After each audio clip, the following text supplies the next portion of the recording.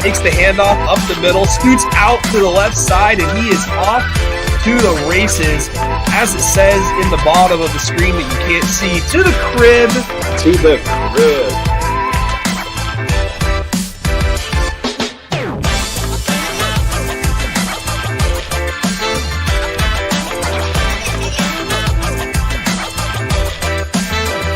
Johnson and a Boston Karen in there. Yeah. Here's our top 10 plays of the week.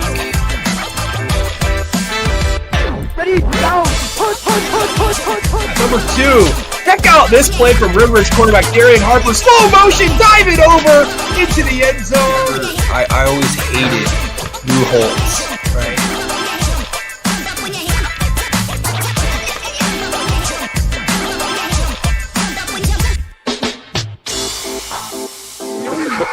Notre Dame is the greatest team that's ever played football in the history of football.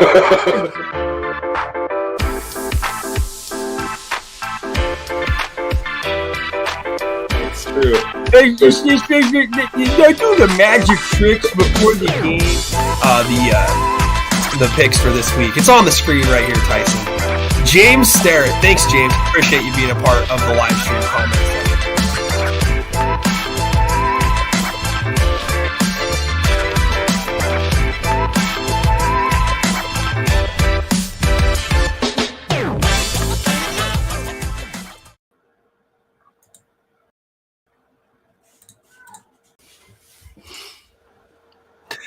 What's up, everyone? It is November the 1st, All Saints Day, and it's the day before, as they say. We got playoffs coming up this weekend here for WIAA football around the entire state, and we are here to talk about it and pretend to be knowledgeable. I am Nick Sisson. That is Tyson McCallum. We are the Pigskin Prophets. Proudly brought to you all by the Daily News here in Calhoun County and beyond. Tyson, what's up, my man? Hey, I feel like I've said this already twice this year, but it does feel like it's been forever since last week because so many things have happened with the crossover games the last few days. Yeah, there's been a lot of sub-playoff games, we'll say. They're beyond the regular season, but they're not quite the postseason.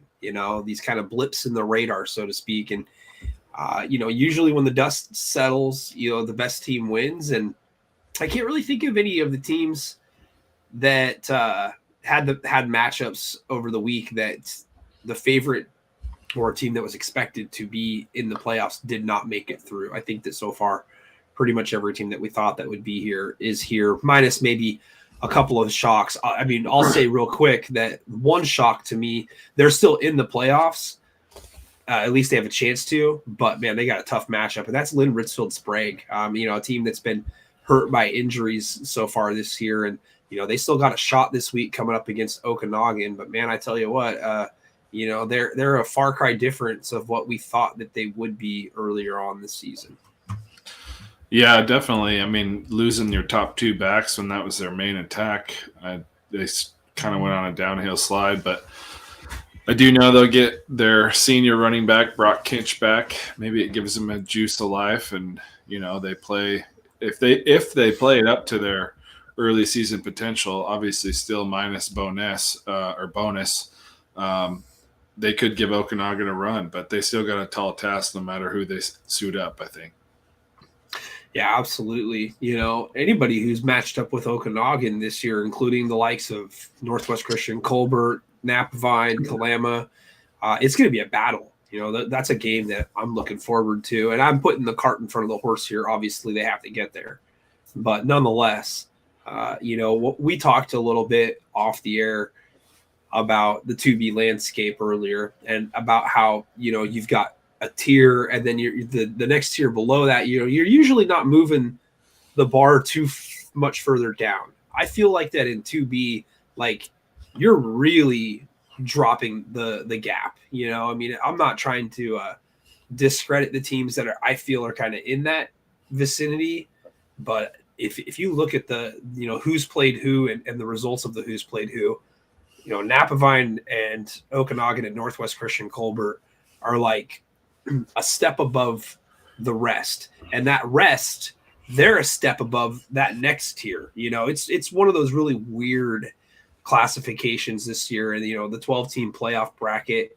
We'll learn a little bit more about that obviously on Sunday, but I mean, the top 3 seeds, they seem like almost, if there was a high school sports book, for instance, I would lock in those 3 teams in the semifinals. Yeah, for sure. I mean, I feel like it kind of goes that way up every single class as far as, I think there's, not to jump ahead too far, but I think the 2A class, the top 3 seeds are kind of, their resumes have obviously been undefeated, and it's a toss-up as to who's going to get the number 1 seed, really. Then you move up to 3A, and it's like, you got Yelm and obviously O'Day right there at the top, but the Eastside Catholic and the Bellevue and maybe even the Arlington are kind of right there nipping on their heels. But so it's more like a group for third in that class. But then 4A, you got the top 2, and really they're number not safe.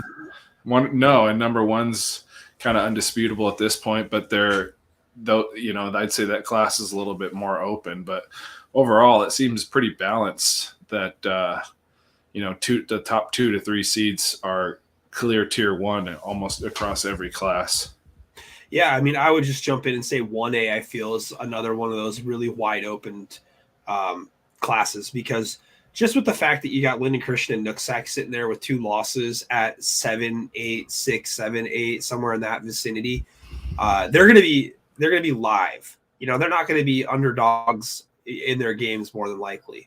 If you ask me, I would probably put them as a prohibitive favorite over pretty much any team that they match up against besides Kings and Royal. If Kings and Royal are the head-to-head matchup, I would probably say Royal would be the prohibitive favorite at this point in those games. Kings and Nooksack, Kings and Linden Christian, I think you're looking at a total coin toss, like a pick 'em, but if you stack them up, if they're like a 6 or a 7, 6 versus 3, I'd have a hard time not believing that either, Nooksack or Linden Christian would, I guess upset a number 3 seed, a Cashmere, because that's who I think personally is going to be in that spot. It's either going to be Cashmere or Lakeside, in my opinion. So we could go back and forth on that as we dive into some things here in a little bit. I didn't want to jump too far ahead, but just kind of talk about the things that, are on my mind a little bit. And so anyway, unless you have anything to add, we can kind of backtrack and get the show back on the road in the right direction. No, I think, plenty of that can be addressed just in the matchups that we'll be covering later. Gotcha. So, again, I am Nick Sisson of N2 Media. That is Tyson McCallum, Recruit Radar, PNW, and we are the Pigskin Prophets, and it's already week number 10, episode number 11 of the season. It's really flown by, buddy. I mean, I can't believe that we're already here at November 1st. Had a great Halloween last night, getting fat, obviously, because of all the candy my son got. And I also got a beautiful peanut butter pie from my mom today. So, I mean, I'm ready to, engorge myself and add 5 pounds. So we'll see how it goes. Sounds delicious. Yeah. Kevin says RA Long football might be winning state. Like the state's like worst, like the 58th ranked team in 2A. Because if Kevin was playing wide receiver, it could be a whole different story. Yeah, that's one thing I want to know, Kevin, real quick before I backtrack and get things going in the right direction. Why didn't you ever come out and play football? Like, hell of an athlete. Yeah, I mean, you had some success playing some tennis. I mean, that's nice. I like that. Yeah, exactly. Worst. But no, man, you got to answer that. You got to put that in the comment section, brother. Like, you got to say I was too focused on my basketball career, which is the right answer, right? Which is the best answer. The other answer I think would be Coach Key would kill me if I went out and played football, something like that. But I saw Jamond out there, and Jamond's doing big things. Jamond caught a deep ball. Jamond Harris, by the way, for for Pacific Lutheran University. He caught a deep ball and almost took it to the house in their last game. I saw that Jamon Sr. posted that on Twitter, so I was pretty stoked for him. You know, Jamon's been, man, he's just one of the hardest working guys, but he's so quiet, right? Just goes about his business. He's the type of guy that if you talk shit to him, he just like looks at you and smiles and just like, yep, okay, yeah, that's right. To talk shit. So, but yeah, I need to know why Calvin didn't decide to come out and play football. Otherwise, our long might not have been the worst. You know, well, they weren't the worst last year. Actually, you know what?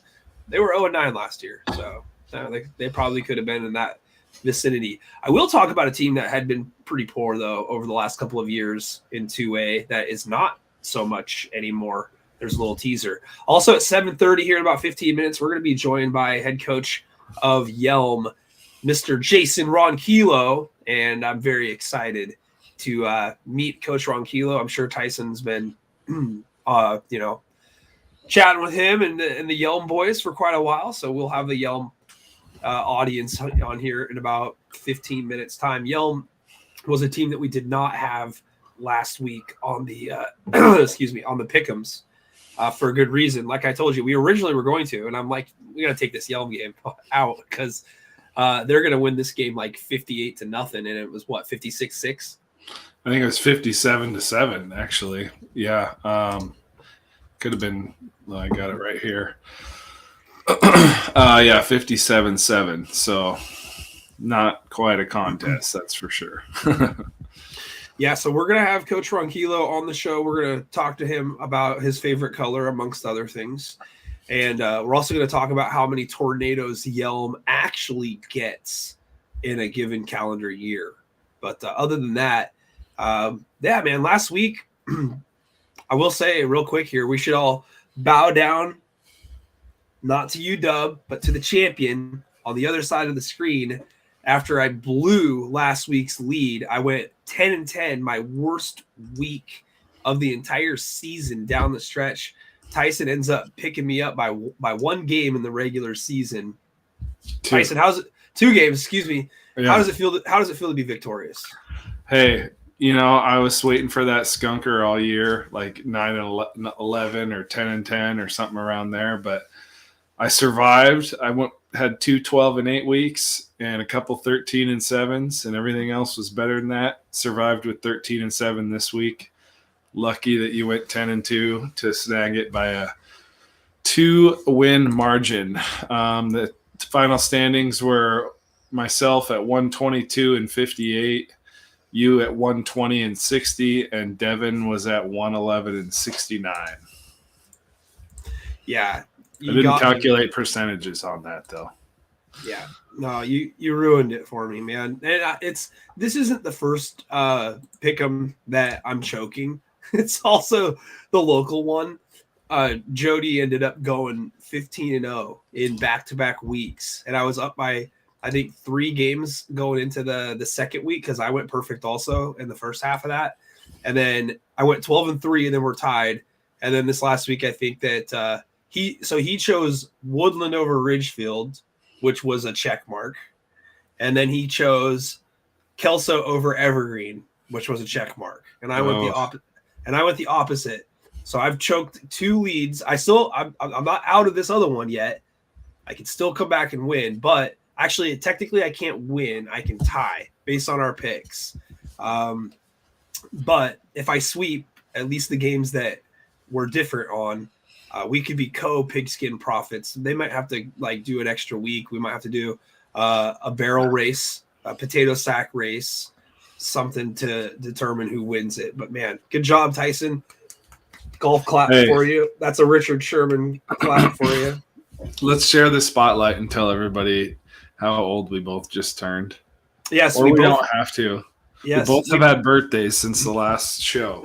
Yes, we both have had a birthday since the last show, of which I am going to show off the gifts that I received here moments ago for everyone to see. So, yeah, I mean, I'll say it today, celebrating the big 4-0. Yeah, 4-0.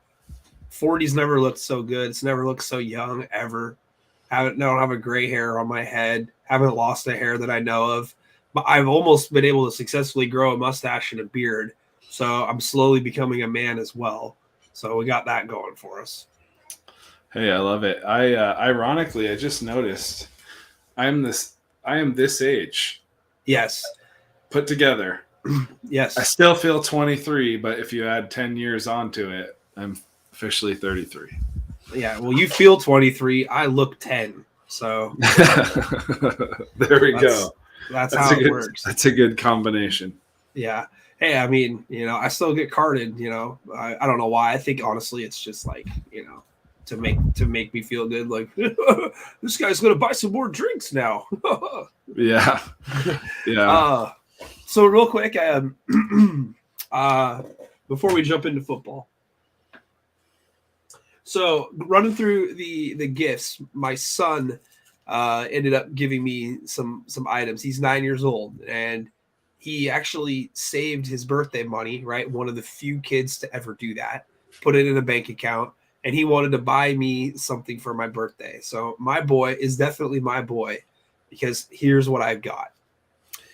I got some Seattle Seahawk playing cards, which is a big win, right? I could always use some Seahawk luck when it comes to playing poker. So that's gift number one that my son got me. And then my wife obviously watches the show and thinks that I might want to brighten up my smile. So I've got a beautiful Sonic Care toothbrush. Now these are not cheap. I like this gift. I think this is a real underrated gift. I think it's subtle. I think that I'm getting, I'm picking it up. I got it. I like it. And then back to my son, right? So my son. Nice. Yeah, it looks like an interstate sign, It It's does. like Interstate W, Yep. right? So my son went with the Seahawks cards and the UW I-5 sign. And then finally my wife knows that I love the GOAT. And so I got a calendar of the greatest of all time here for you kids at home. Yeah, for you high school kids that need to learn something here. So here's the back. Each month will display a different pose of the GOAT MJ. So those were my birthday gifts this year. Thank you so much, family. Love you gratefully. Those are awesome gifts. I'm very happy with that. Victor is also shining me on a little bit here tonight. I think that honestly Tyson's mustache is a little bit better personally. I mean, if you shave the rest of it like you told me, like how I do it, and then it'll accentuate, it'll make it look a little bit more distinguished, right? Personally, if I could grow a mustache, like I would try my best to achieve like Sam Elliott, right? Or Kurt Russell, Me personally, though, I'm more of a Doc Holliday, right? I'm more of a what's the other guy's name? Wyatt Earp? No, he actually passed Bill Paxton, right? He's in that movie also, right? Here's a crazy trivia thing. I guess I'm not going to really quiz you because I already gave it up. But did you know that Bill Paxton is the only person to have been killed by an alien, a predator, and a Terminator? I did not. That's fun fact. So drop that at the bar one night, right? If anyone's talking about Alien, Terminator, I love James Cameron movies, whatever it is, drop that Bill Paxton knowledge. And then they're going to be like, well, wait a second. Which Predator was he in? He was in the second one, Predator 2. Yeah. All right. I should take a few notes here. Yeah. Are you? You got your pen and pad, I'm assuming, right? Oh, you bet. I've got two of them. Whew. I'm ready. So anyway, yeah, those were the gifts. Our mustache game is probably about a 7.8 if I'm going gymnastics scores. I think we could do a little bit better here, but so those were the gifts. Got that out of the way. I also got my Fresh Prince hat going on here because I feel like the Fresh Prince of Kelso. Last week 10-10 for me, Tyson. You went 14-8. No, 14-6. 13-7. 13-7. Yeah, whatever. Yep. Moses Lake at Eastmont. That was our number one game for 4A last week. 35-8. I think that that really caught a lot of us off guard because, you've been, you've had your finger on the pulse, so to speak, when it comes to Moses Lake football, and you've constantly been talking about,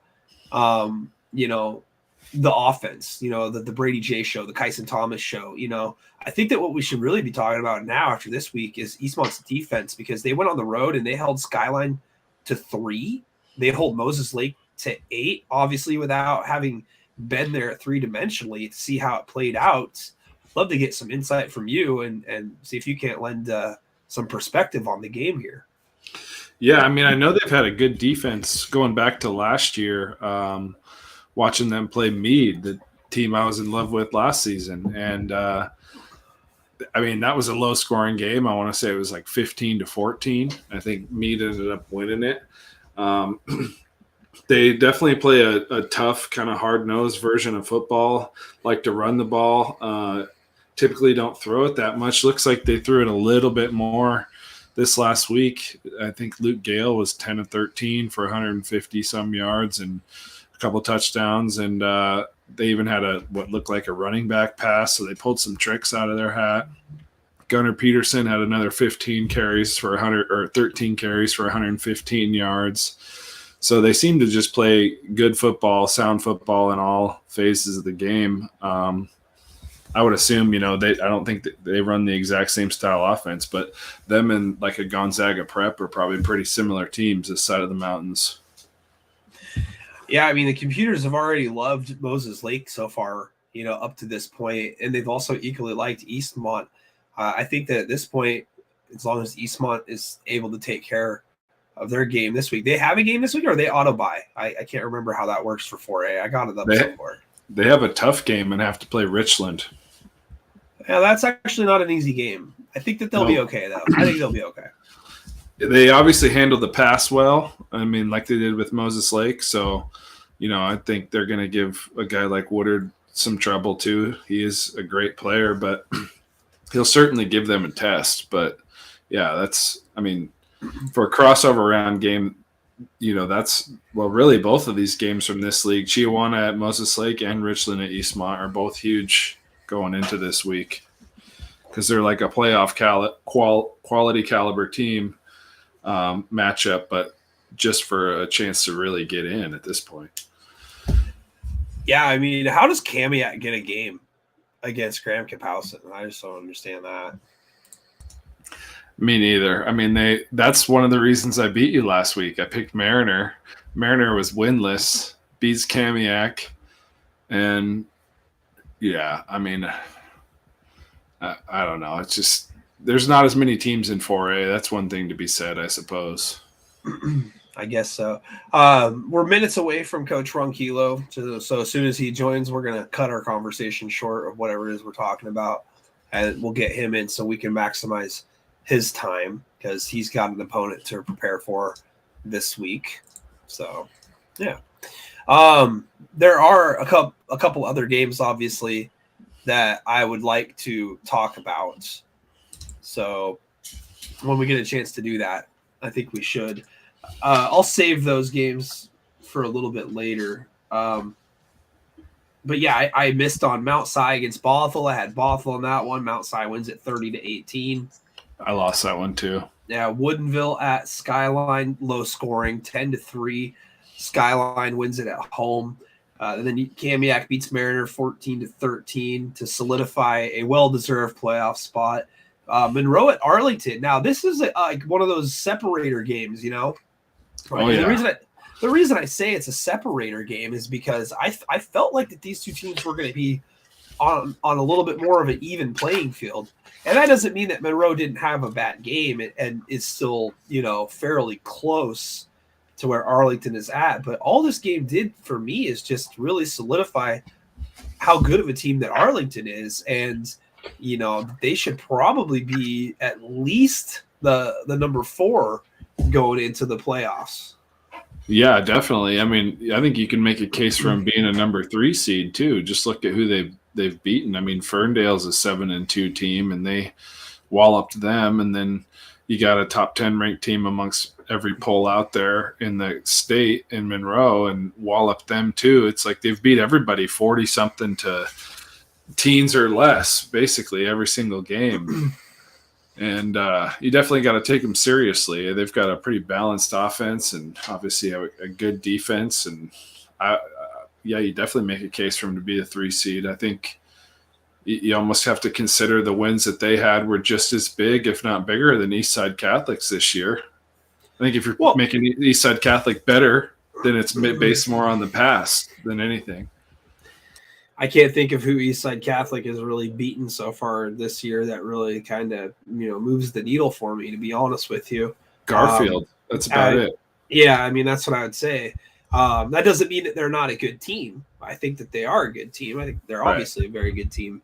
But, if we're looking at resume up to this point, I would have, Arlington's wins probably a little bit better.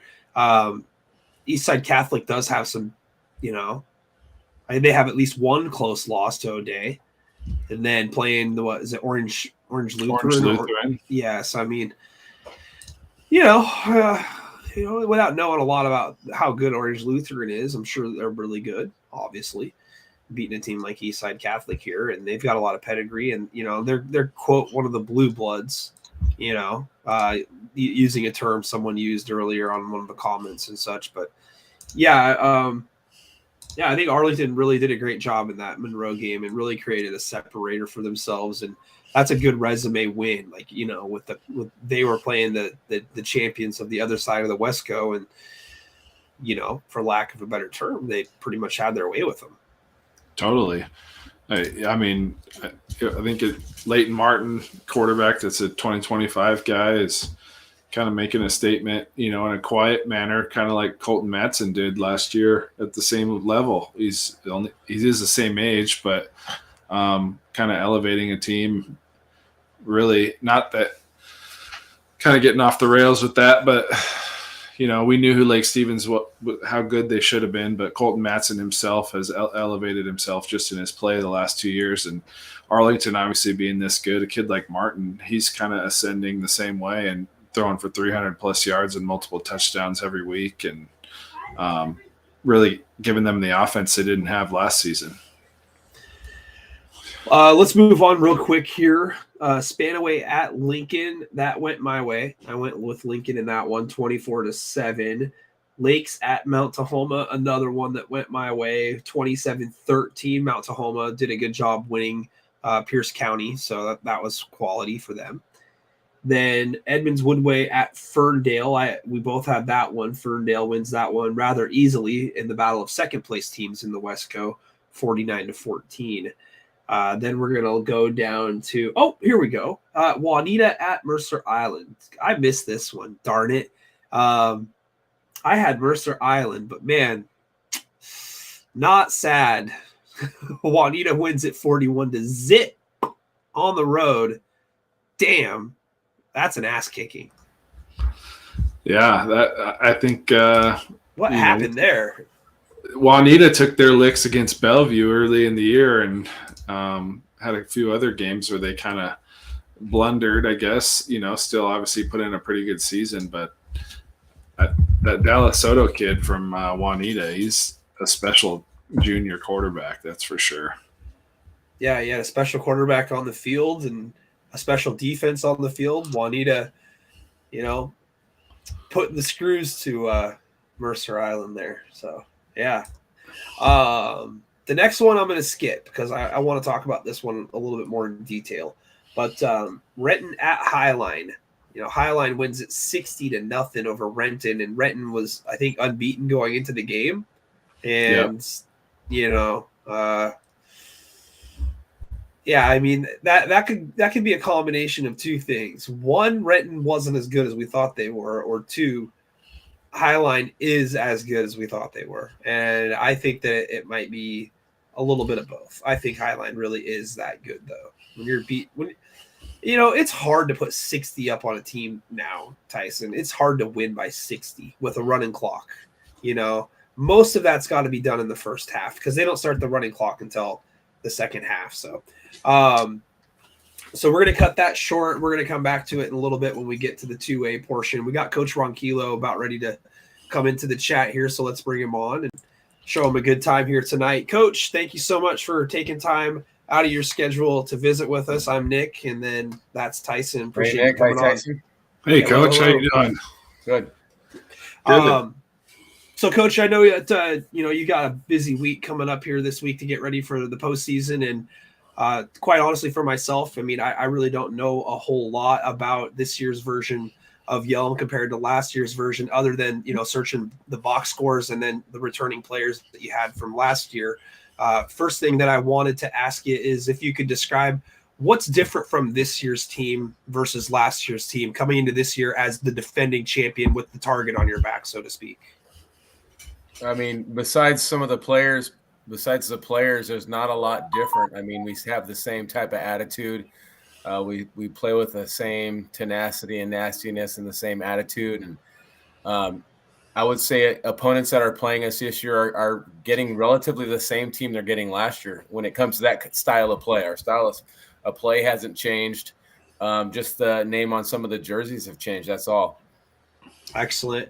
I wanted to circle back to game number 1 of the year. I mean, obviously, that's probably the one game that people look at and they're like, was this more indicative of it being the first game of the year, or maybe a little bit more of how Camus approached you guys in that game, seeing them for the second time in 2 seasons? What can you tell us about your team from game 1 to right now? Or what could you say about Camus and how they played you in that game to see if it was more reflective of things that they were doing? Yeah, it was kind of a mixture of both, like perfect storm kind of thing. That's like, I thought they were incredibly prepared for what we had going on. I mean, obviously we're going into game 1 with our like base offense, defense, and special teams, but their staff had them very well prepared for our type of play, and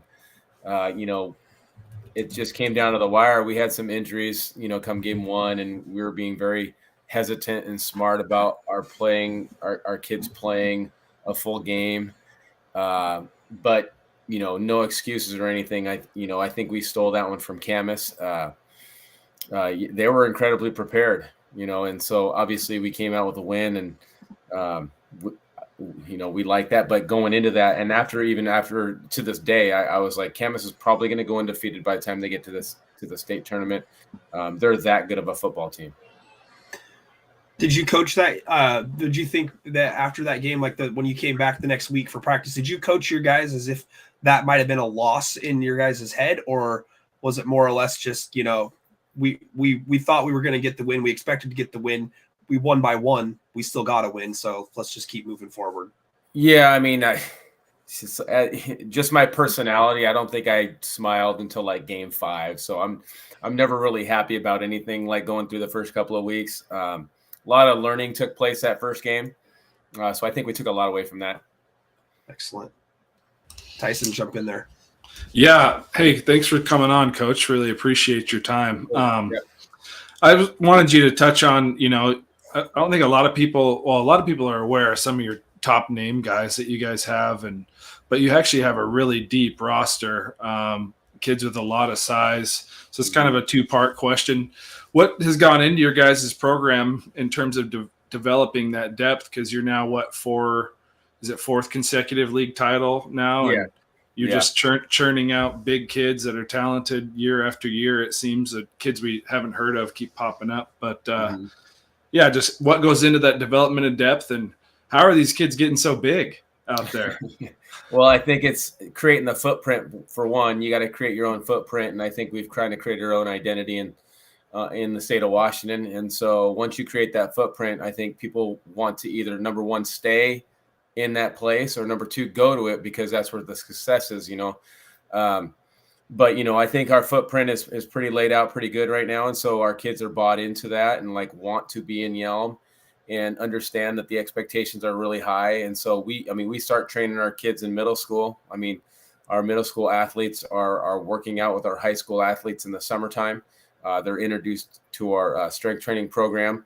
And then once the high school athletes get into high school as freshmen, every one of our athletes has the opportunity to get in the weight room during the school day And, I have an advanced class during the middle of the day. And in the off season, we have a stipend, a seasonal stipend that we pay a strength coach to work our athletes after school.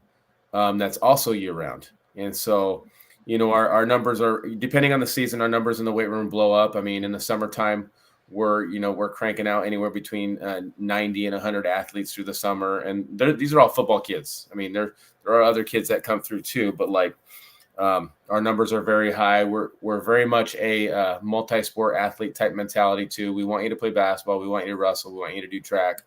But at the same time, your strength training never stops. Like, you're continually working on your strength training and even in season. And I know it can be a grind for the in-season athletes, but it's all preventative in measure. It's all like making sure that we maintain what we have. And sometimes you see a lot of growth actually during the season. Oh, sure. I'm just this overall stamina that they continue to build probably just adds to everything. Mm-hmm. Nick, were you about to jump into something? So Coach, I would love to just hear a little bit more about you and your background and when you took over at Yelm and what year this is for you coaching, and kind of, what got you interested in taking, the head coach in the program over at Yelm. Well, I got in Yelm in 2013. And as a matter of fact, some of the coaches that I have on staff actually played for me that first year. And, a little unknown thing about our staff is all of my C team coaches, I have 5 of them. They all played for me at one point or another. Matter of fact, my offensive coordinator, Brian Arian, also played for me. So we're pretty a close-knit family. So, and because they played for me, they also know how I'm driven. They understand like the inner workings of my mind and how I'm passionate about like being the best at what we do. And so, I mean, that's the reason why they're on my staff. Number one, they get that, they've been through that. And then they also want to, they want to embrace it too. They're not, none of us have the same personality, but it's the characteristic traits that you bring with that personality is why I hire guys, but anyway, I came to Yelm in 2013 and we've been growing ever since. I know my first year there, we went, I think we went 4-6, and then, we just continued to climb. We went 5-5 one year, then we went 6-5, then we went 7-4, then we went 8-4, and then 11-1, and then, we had an undefeated season during COVID, and then obviously undefeated last year. And so it's just been an uphill climb that we've been incredibly hungry for. And now it's like, let's try to stay at the top as long as we can. And then you guys are at the top currently after winning the state championship last year. I mean, I'm sure that you've had a lot of people ask you about, the play involving your son and taking the ball away and winning for the state championship there. I mean, as a coach and as a father, if you could just describe kind of how that all played out in your mind. And then by the time that the game was over, you guys were state champions for the first time. Well, I think it comes down to belief. I mean, I'm naive to the fact that I just never think that losing's an option. I mean, even when I'm probably going to lose, in the past, it's like, I just have this fighter's mentality, just, you never give up ever. And you hope that bleeds into your athletes. You hope that all of your coaches on staff have that same mentality and then embrace that mentality. And then you also talk about the attitude to the athletes. That's the attitude you have to have at all times. And I think that really just came down to that particular moment for him, which was fabulous for him and for everybody involved, that you just never quit. I mean, the reality is we were on the 50-yard line with 45 seconds in the game left. But in our minds, it wasn't over. In our minds, it's like, we can come back and win this. And although that particular moment of Kyler making that play, we were all in it to win that game at that moment anyway. He just happened to burst through the seams and say, hey, I'm taking this over. So, I mean, it just goes to the fact that our kids absolutely believe they're going to win every time they hit the field. Yeah. Sounds like that's probably a foundational, thing that you've established with them and, the expectations that you just talked about with your coaches. It seems like that you guys have a pretty good understanding of what your athletes are committed to doing when they put on the uniform and, how they're supposed to go about their business. Yeah. I mean, just kind of, it's just kind of the culture that we've built and what we believe in and who we associate with. I mean, if you don't have those kind of mindsets, it's hard to associate with that mentality if you're on the other end of the spectrum, like you're always believing that you're going to lose, or woe is me, and you're always boo-booing around like that. We just don't get along with those kind of personalities. Well, I mean, I saw a different side of your personality on Twitter last Friday when I laughed out loud, scrolling the timeline, and saw that you were jumping up and down, took your shirt off. It looked like for the 4th consecutive year. Coach, I got to know what sparked that as the motivation for winning the league championship each year. Yeah, a couple years ago when we won the league title, we were up at Central Kitsap, and it was absolutely freezing. I mean, it was like in the 20s, I think. And they doused me good. I was paying no attention at all. I'm soaking, dripping wet. And then at the same time, a coach of mine, actually, he was a parent at the time. He printed a shirt for me that said league champions on it. Banking on the fact that we were going to win that game. And so after I was soaked, went through the line, he held up that league championship T-shirt while I was kind of talking to the team.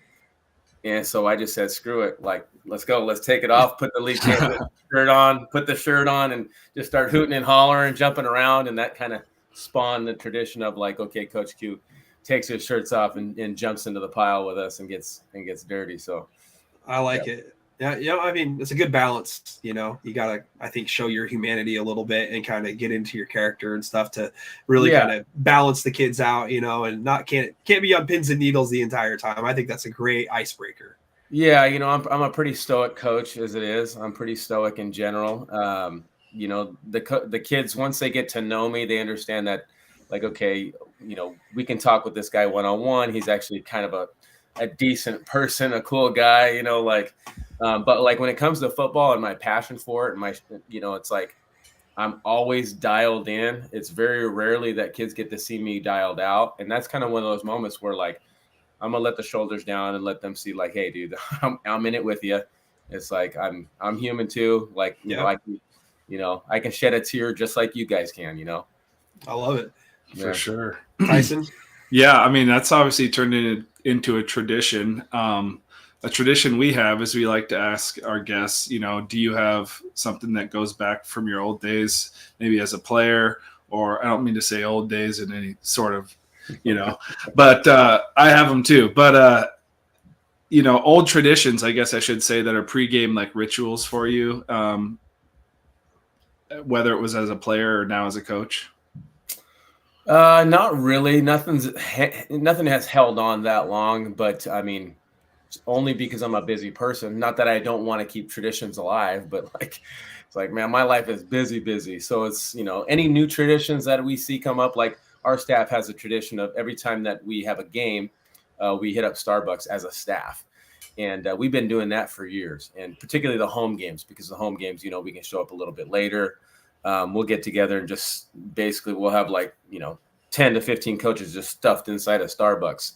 And we'll just BS in there for like an hour straight. And the great thing is, like, being in Yelm for so long, the baristas or whatever, they know that the staff's coming in, and they're all super welcoming and everything. And also the community also knows that we go there, and so they, they'll put up signs during the playoffs of like things that they've written. Hey, coaches, good luck, blah blah blah, and all that. So it's kind of a cool deal.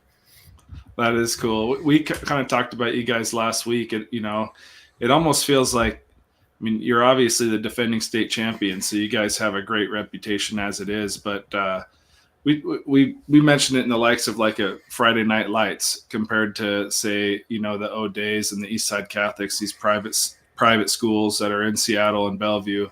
And you guys are way out there in Yelm, but you go and you slay the giant last year. Do you guys still you obviously probably still do play with a little bit of a chip on your shoulder, and that comes from kind of the discipline and never die belief. But how has it been managing, knowing that you're maybe a little bit more on the hunted this year, with the exception of also playing with that chip on your shoulder? Yeah, I think the chip never actually goes away. I mean, I think Yelm, although we have our advantages at this moment, always is served a slightly disadvantage because of our location. Access to fitness facilities, access to trainers, fitness to, access to different things. We're off of I-5. So, We just don't have access to what a lot of other people have access to, but we're all pretty much self-created. And so some of those stereotypes that you hear about Yelm, that'll never go away. So that therefore there are some things that just allow us to have that chip on our shoulder at all times. Sure. So I think that'll never really go away. We'll always have a little bit of a chip, but at the same time, the chip piece is like an important piece of like staying hungry and staying motivated and having that killer's mentality. I think there's the benefits of having a chip on your shoulder a little bit. You know what I mean? Totally. So it's like, I like that because I sort of have a chip on my shoulder. I don't know why, I just do. Maybe I'll just raise that way. But I like that our kids have that. Now, the slaying of the dragon thing, man, you guys come out to Yelm, you come watch a game on Friday night, town shuts down for our games. It's great. It's wonderful. And it's loud. Our crowd can be so loud at times that it's hard for the coaches to even hear what's happening on the sidelines. Wow. Like, it's like loud. And it like just travels right to the field. And so it's a wonderful environment. Our community is super supportive of what we got going on. And yeah, it's great. Well, Coach Anacortes promised us a play call if we come out and watch one of their games. If we can make a trip up to Yelm, can we get 2 play calls? Well, you better come this Friday. Yeah. What? We'll put. Hey, I played at Kelso. I know all about the middle school to the high school program and development and stuff. I mean, but no, I feel you. I get you. So, Coach, real quick, are you one of those coaches or guys, I guess, in general, since you guys frequent Starbucks all the time, do you order the same drink every time? Do you mix it up? Yeah, I said I don't really have traditions. I do. As I'm sitting here thinking about all the dumb stuff that I do, it's kind of, we all do, right? Yeah, all the coaches, we have to get the same drink. I mean, it gets so redundant. We can't wait for the season to get over so that we have to stop drinking that same drink. I've been doing this for like the last 15 years. Every time I have a play sheet, I have to get a ruler out, measure out where I'm going to cut my slit in the play sheet, like total like anal stuff about like making sure everything's picture perfect. But it's more of a traditional thing than actually I need it done perfectly. It's like I don't even need it done, actually. I just do it because that's what I've been doing forever. So, I mean, there's all those little things that you do. That sounds like some rituals for sure. I like it. I was just going to say, I think the best competitors are always somewhat superstitious, traditional, and have that chip on your shoulder. And I think it shows through the way that you guys play. I mean, how dominant your team has been over the last basically 2 years. Well, going back further than that, but talking about this run with the particular class of guys, you check all the boxes for me. You got to be superstitious, got to have a little bit of a chip on your shoulder, and have those traditions that you don't even realize are traditions until you start thinking about it. Right. Friday Night Lights or Remember the Titans? Remember the Titans. Good deal. Yeah. I like it. So back to the football real quick, and then we'll let you get out of here and enjoy the rest of your Wednesday evening. Yes, sir. I kind of wanted to touch about, kind of where Tyson was going with like the quote slaying of the dragon thing, right? There's been some chatter on, Twitter, we'll say, as a platform gets people talking, but a lot of people still consider the Bellevues, the O'Days and the Eastside Catholics kind of like the blue bloods of, 3A football right now. And then obviously with Eastside Catholic being on the losing end of the game last year that, let you guys win the state championship, or not let you, but you took it from them essentially, like literally out of their hands. Is that a matchup that, you have potentially kind of envisioned in your mind as maybe playing them again and say like the semifinals or even a championship setting? And if you do come across them again, I mean, do you think that they're equally quote, like frothing at the mouth for that opportunity to play you guys? Oh, 100%. Yeah. Okay. They 100%. They want to play us. They can't wait to play us. There's some revenge in their minds, I'm sure. Yeah, we're going to run across them at some point, I think. Where, I don't know. When, I don't know. But that's the way it goes. I mean, they are the blue bloods, as you call them. They are. I mean, even I think that. That's why I feel like I still have a chip on my shoulder. We're still trying to get to the point where we can win multiple state championships, or where we can be known to be in the conversation of winning state titles. multiple years in a row. Like I know that, we won a state title last year, and it might sound ridiculous to some people, but like, man, we are driven. Our staff is super driven to make it a continual run, not just 1 year, 2 years, but like we want to stay at the top forever. I mean, that's the way it goes. That's the way we think. And so we're going to get their best. So, I mean, they're coming for us.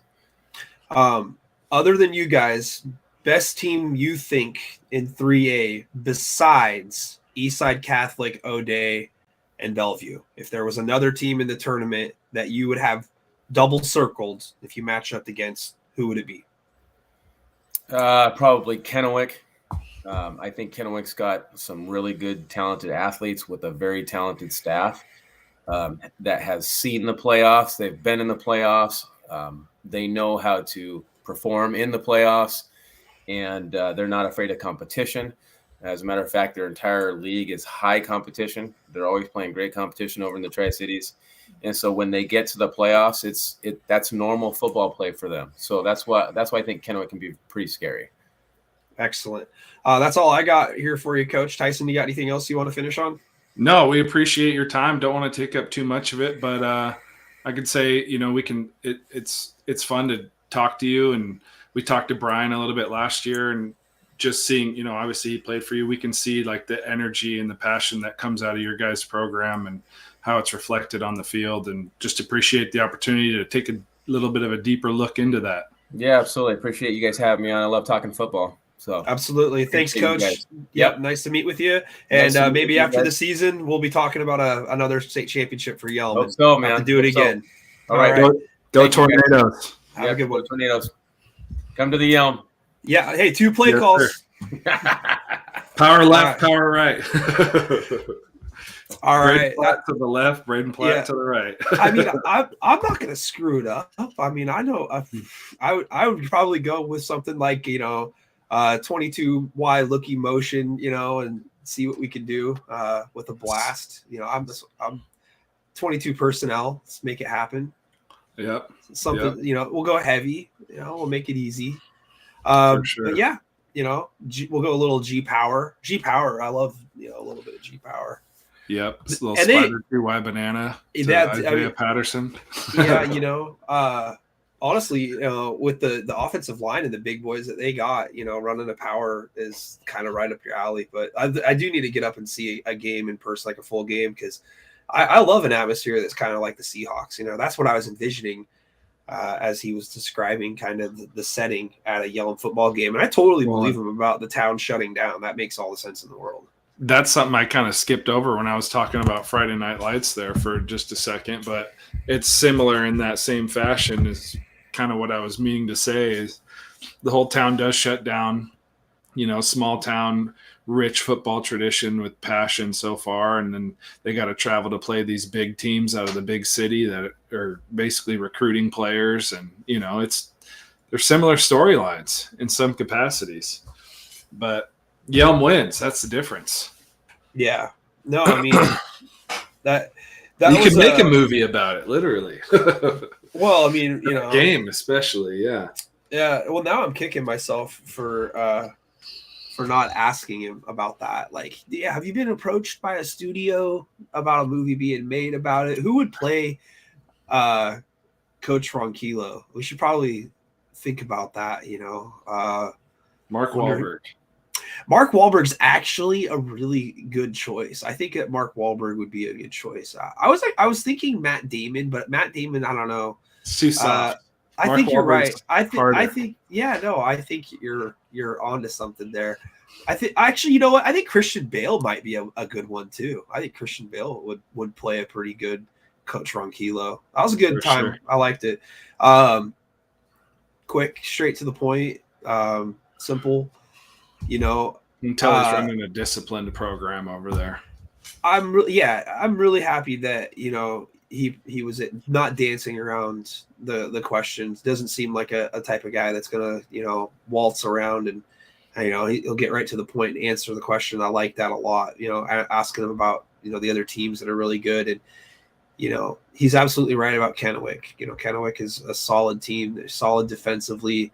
they always have some big athletes too over in Kennewick also. I mean, I don't know what they probably feed their kids, smaller kids, so it's always a competition when you're playing those guys over there, especially at baseball. They seem to win baseball almost all the time, at least in the Little League and Babe Ruth circuit, that is. But so I mean, we can't call plays after this week.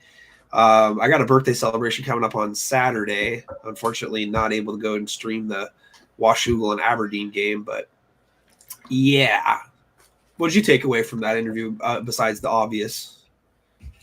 Oh, I think you can, well, like I said, you can kind of see the personality. We got to know Brian Irion a little bit last year when we were just over on Twitter doing the spaces. I think he was one of our first guests, and he was kind of the same way, confident, kind of oozed like a disciplined approach to everything, not scared. And that's the way that their team is played. And, I would be scared of them if I was in any of these teams. I mean, even in O'Day, Yelm has plenty of dudes with good size. And they're a team that, for them, they're like, oh, they're over there in the Olympic Peninsula or something. It's a totally different world where they play and exist compared to some of those metro area schools. And they're just they frankly are the same team that they were last year. I mean, they lost a couple of kids, a linebacker, obviously his son Kyler, but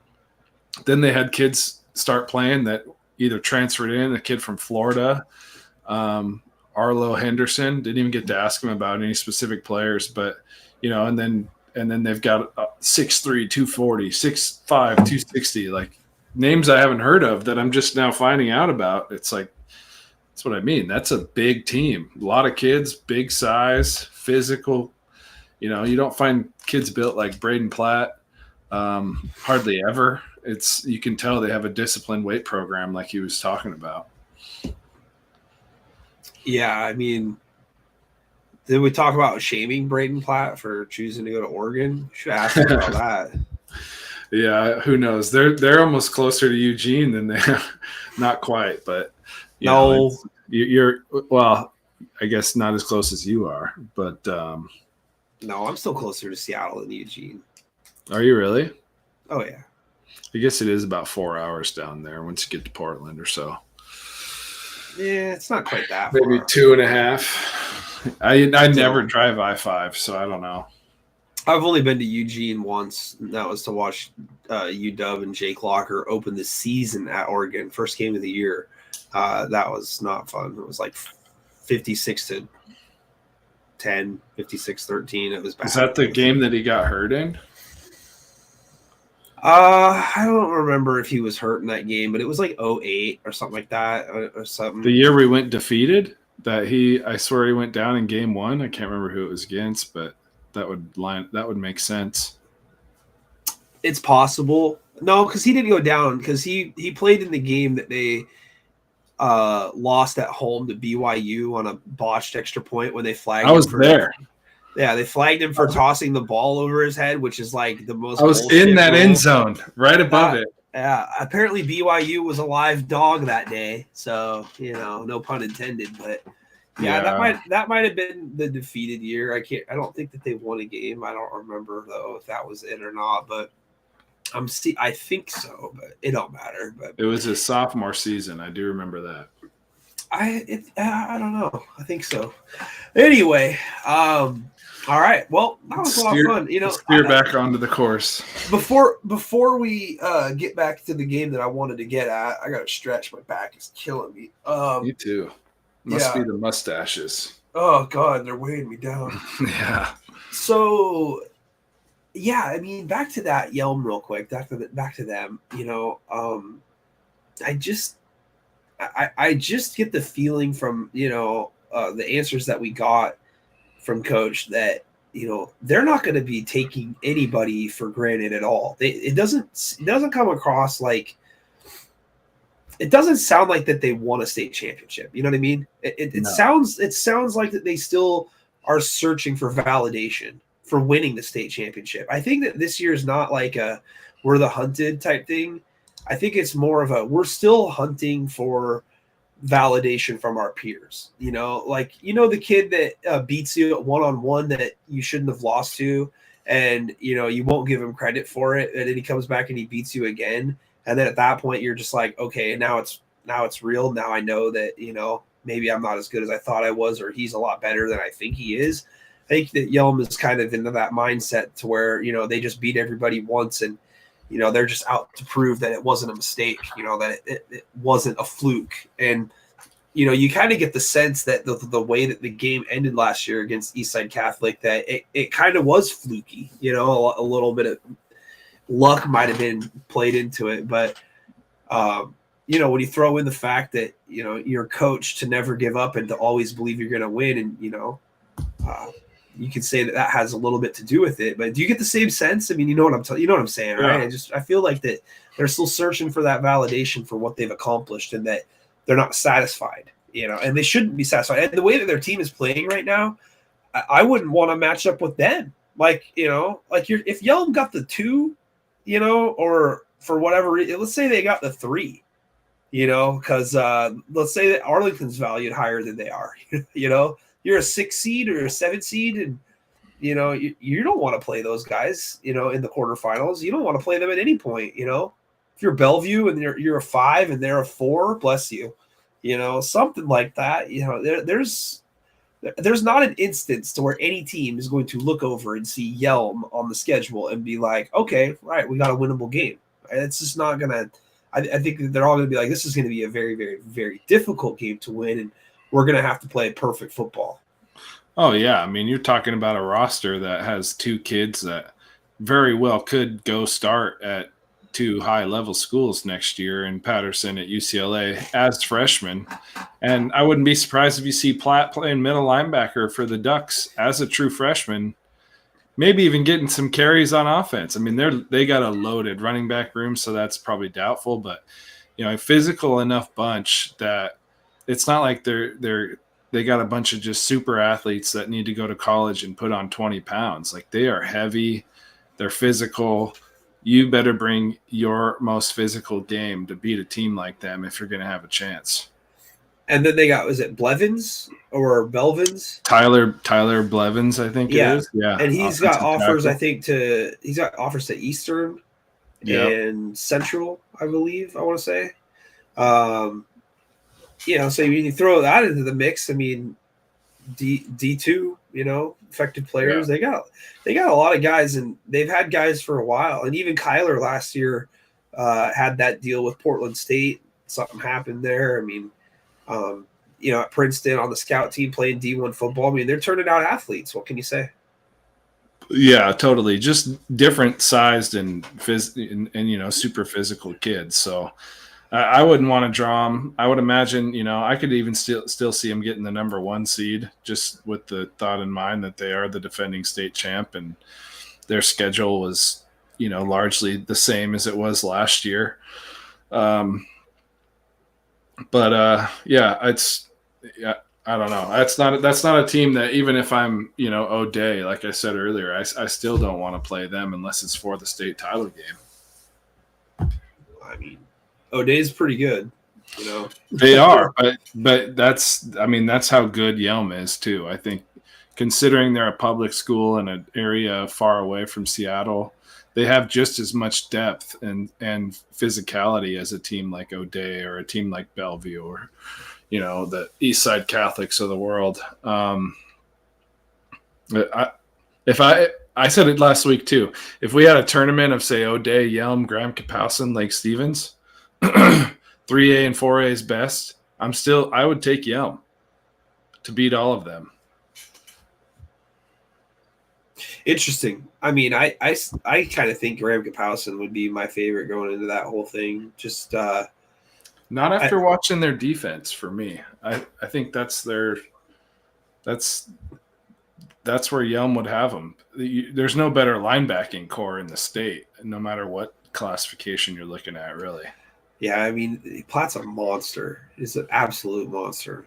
Oh yeah, his neck is as wide as my shoulders. That's how strong of a kid he is. I mean, he was the state or United States record holder thrower of the javelin as a 16-year-old. junior, at least at the high school level. It's like, do you think he has a better mustache than us? no, Okay. that comes with age. Okay. All right. He might have a better mustache already. Who knows? He might. Did you like Certainly. that? Did you like that I threw in the Anacortes thing? He's like, yeah, they said that you can come call a play. So, Yeah. how many do we get? Anacortes, like I said, they hate me this year. I don't think that offer expired when Ports turned AD. No, he's got more power. He should be able to pull the strings. Yeah, no, I told you last week when I said that, I said Anacortes is going to win that game. Probably a good transition into talking about that game anyways. Yeah. I said they were going to win 35-20, and he said, well, I'm going to tell everybody you're from Linden, and the defense is going to take that offensively. that they would allow 20 points. And boy, he was right. I mean, 15-8 in just a middle of the field dogfight for most of the game. Yeah. It's a great transition, man. I think it's the best transition, because that was the game that I skipped over when we were talking 2A right before we had Coach Ronquillo join us. But yeah, Linden and Anacortes, the game of the week last week for the Northwest Conference Championship, and it did not disappoint, and I was wondering how the game might actually finish up with Anacortes leading, at halftime 7-0, and then Linden ends up scoring, and then they do the 2-point conversion like they did against Cedro, and all of a sudden they're up 1, and they put all the pressure right back on Anacortes, and Rylan Lang comes up with probably the catch of the year at this point, I would say. Although I will say in the Civil War game that we had 2 immaculate receptions that literally the ball hit a wide receiver. He was popped instantly. Ball popped up in the air, went 10 yards backwards, and a guy was running behind the play and caught it on the run for a first down for Mark Morris. But other than that, that's the only other game that I would, give like the top catch to. But man, Lang, what great camera work, right, by the guy who was filming that on the sideline, because Travis Beener. It clearly showed him toe tap both feet in, by the way, and I'm pretty sure in high school you only need one. So yeah, it was a tremendous catch, both of them down to win the game. But I thought Linden might have a chance to, score late and then go for 2 again.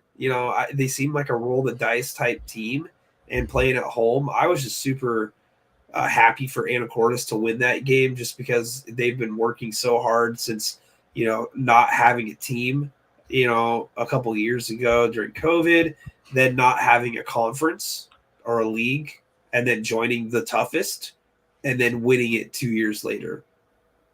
Yeah, pretty amazing turnaround. I mean, all those kids that have worked hard to get to that point, I think they got to be awfully proud. It's the first time they've even beat Linden in 23 years. First time they've ever won a NWC 2A conference outright. So there's a lot of milestones and boxes checked on that game. First time that Linden's lost at home in district play since 2018. And I don't know if you've ever been up to Linden or not, Nick, but the crown of that field, no joke, is like a good 5 feet, 6 feet higher than down there where Rylan Lang caught that ball. So not only did he have to jump high, but Rex had to kind of drop it into a little bucket over there. But it was such a great play. I commented on the original video and I said, Rylan Lang, with the greater than sign is than Jake Bobo, because Bobo's catch was much the same corner of the end zone. But Rylan's was, coming down right down in the back, like you said, 2 feet. With those kind of implications, it's got to be one of the best plays of the year so far. Well, it's hard to argue that it's not. Yeah, for sure. If you haven't seen it, it's kind of all over Twitter. I would recommend taking a look at that clip. Well, congratulations, Anacortes.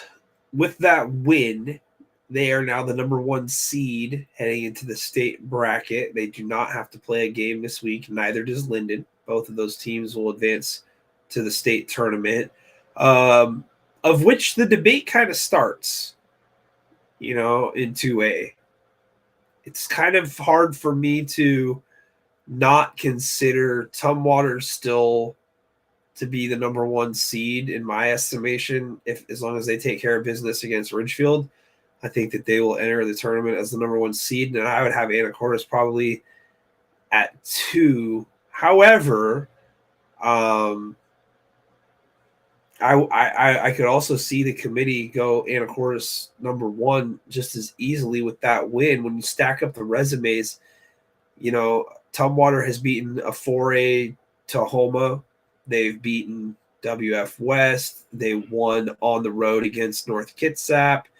That's a pretty good win. North Kitsap's going to be a top 6 seed for sure in 2A.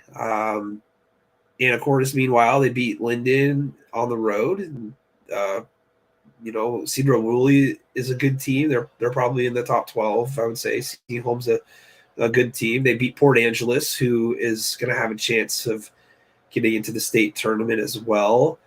If you had to choose between Anacortes and Tumwater, no bias if possible. But, I mean, realistically, who would you slot into that number 1 spot? I mean, I think if you're looking at the total resume from, say, obviously beginning of the year to the end of the year, Tumwater's margins of victory and the way they won was much more comfortable most of the season. But by about the week that Anacortes played Cedro Woolley, the last 4 or 5 weeks of the season, or say Archbishop Murphy, I think was the week before. And then you start looking at a team like Archbishop Murphy started playing everybody else in the NWC. You can definitely make a case that, in the second half, Anacortes was just as, if not hotter than Tumwater. And they're both undefeated. So I don't know. I think the implications would be in that room, or how much are you putting weight into, say, weeks 1, 2, and 3 compared to 7, 8, and 9? Sure.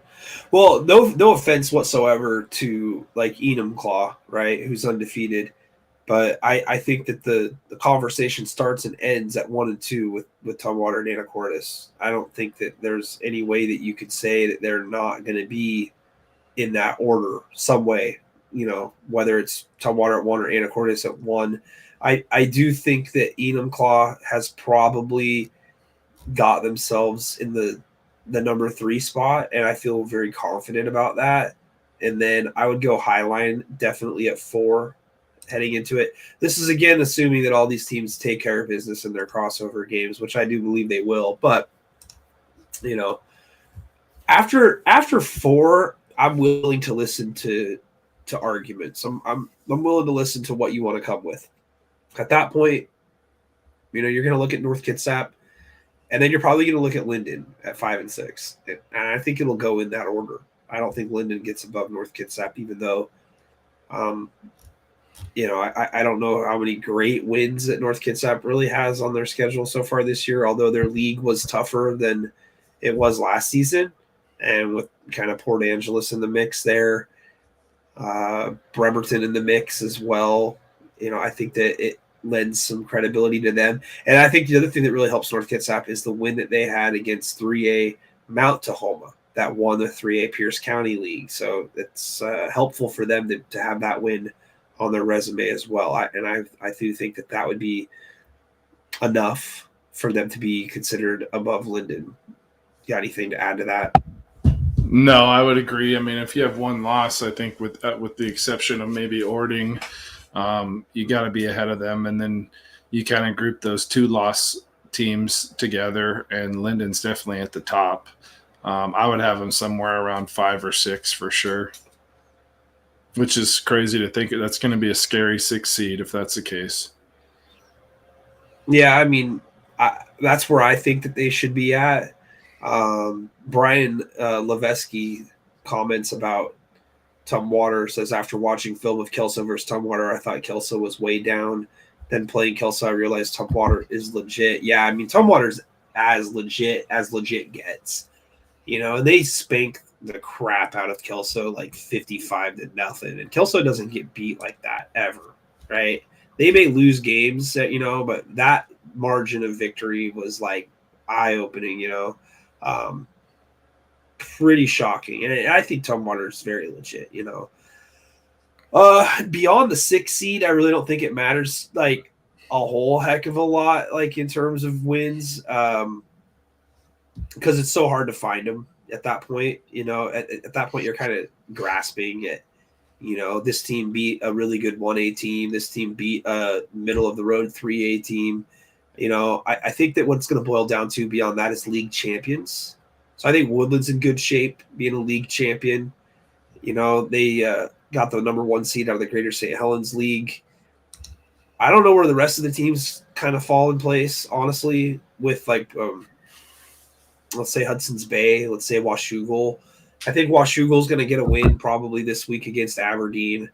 And we were talking earlier, they might still have a chance at like a top 8 seed, but not when you consider the fact that you got, Clarkston in the mix, and then you've got Ephrata in the mix. You got Othello. I think Othello is going to be deserving of a top 8 seed. I think it's going to be pretty hard to deny them a top 8 seed, honestly. Yeah, I mean, I'm sure they got the 5 seed last year. They definitely had a better resume last year, but I think definitely once you get past 6, it's kind of just what league do people respect the most, who was the champion, and then it's going to kind of go from there. Obviously, we still don't know exactly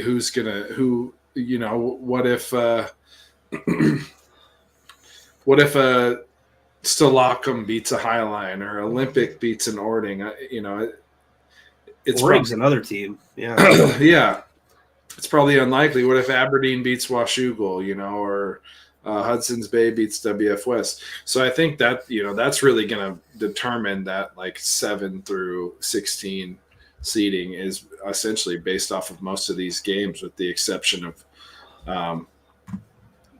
if the favorites were to win, like Tumwater, Enumclaw, North Kitsap, Highline, that'll kind of help. Well, one of the a bit more.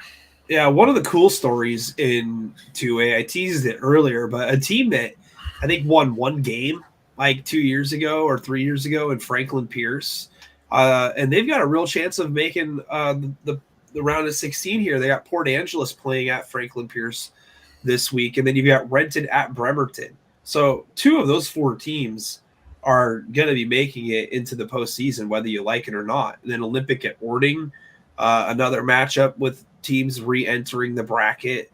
Ording took a year off last year.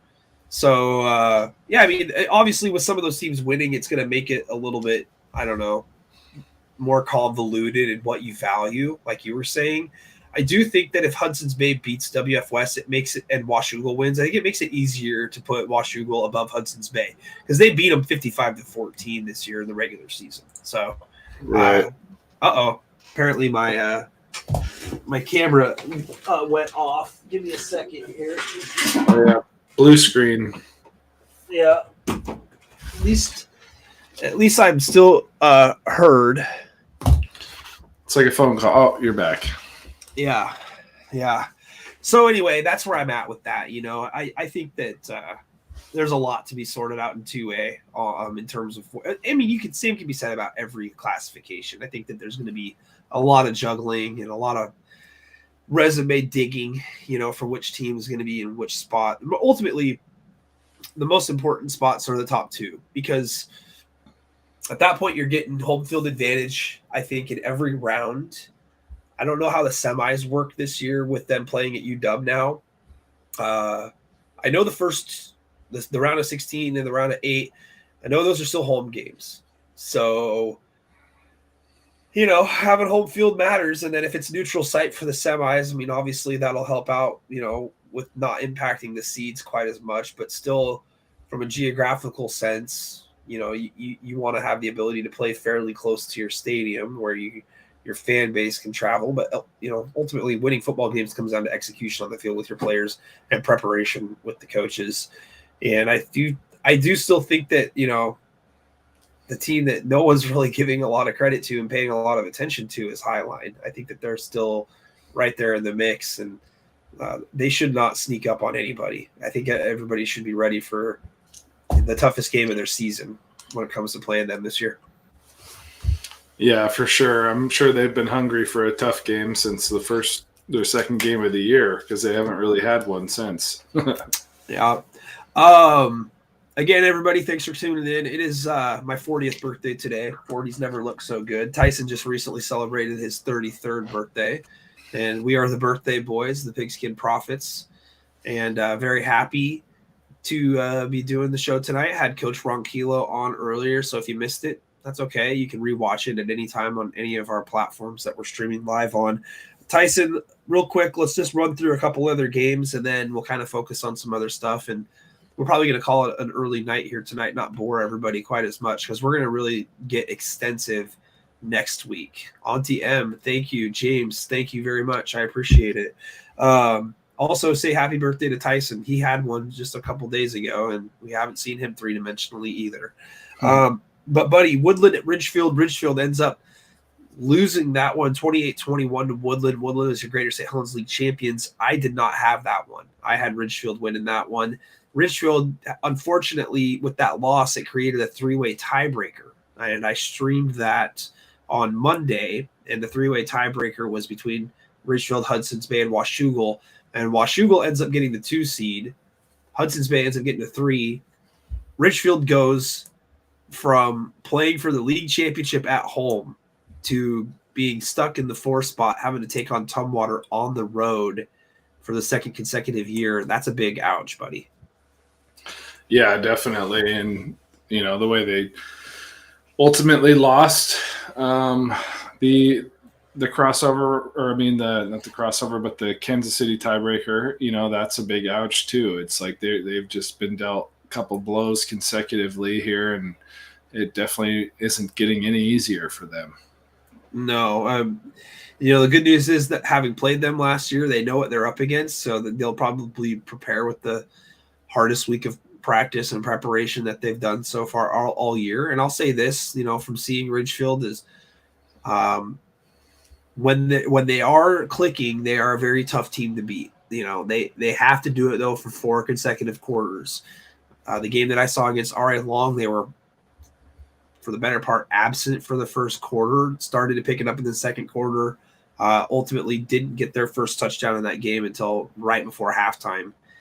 Then the second half was a completely different team. They came out and did what I think most expected them to do the entire time. So if they're able to put together a consistent 4-quarter effort and execute and not shoot themselves in the foot with penalties and turnovers, last year I think they turned the ball over 3 times in their first 6 offensive plays. Obviously, that's not going to get it done.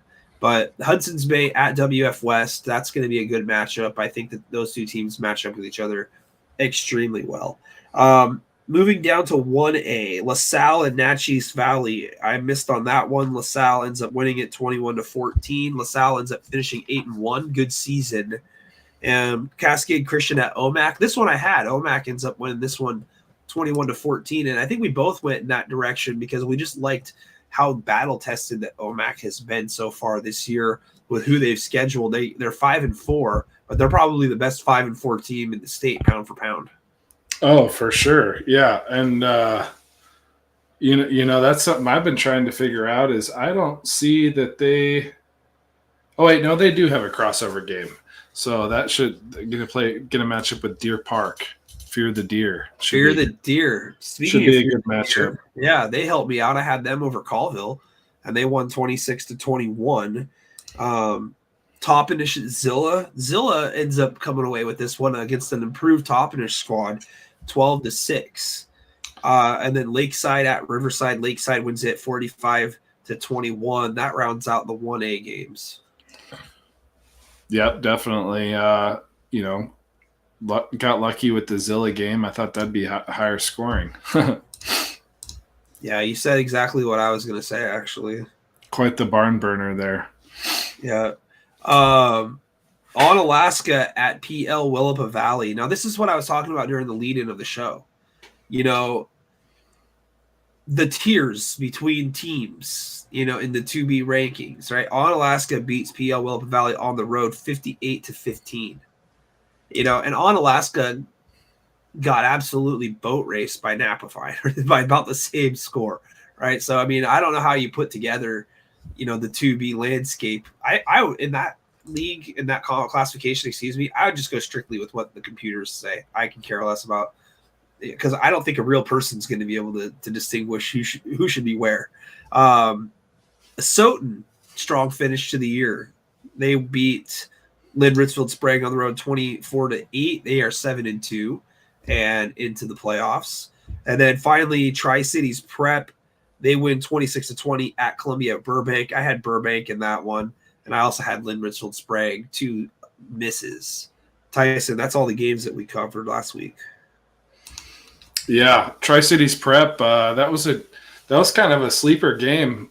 Columbia and Tri-Cities Prep both 5-3, and Tri-Cities Prep has kind of put together a pretty sneaky little resume here. I want to say their only losses have come to Riverview, is it? Let's see here. I've got it, the league history. Goldendale, did they play them? I believe they – wait, where did it go here? Oh, 2B. I was in the wrong classification. There we go. Yeah, beat Columbia Burbank, beat Mabton, beat Warden, lost to Riverview by 3 in a 17-14 game. Beat Colfax, beat Cle Elum, another playoff eligible team, 28-0. Lost to Lynn Ritzville in week 3. Mind you, that was back when they were rolling and had Bonus and Kinch and were, in my rankings, the number 3 team in the state. And then they lost to a team we just talked about, a Soton, and 16-6. So overall, a tight loss to a Soton. Not getting blown out by Lynn Ritzville necessarily like they were other teams that early in the year, and then a 3-point loss to Riverview. They're sneaky at 6-3. Thanks, James and Myrna. James just told us he's 73. Hey, good year. Or 74, perhaps, because we're almost finished with 2023. Damn, James. I need a Long Island iced tea right now, James. It's for his birthday. It's my birthday, after all. Yeah. Tyson's drinking some H2O. Gotta hydrate. Don't do a good enough job about it. Yeah, me either. I just drink milk. That's what I've been drinking on here. Just my milk. You're a baby cow. Oh my God. If I was thirsty in a desert, I would ask for a glass of milk. I swear. Haven't you ever seen The Sandlot? Oh yeah. Who hasn't seen The Sandlot, bro? Milk was a bad choice when it's hot. You don't want it when it's hot out. Yeah, I can't help it. Sorry. It's the way it is. What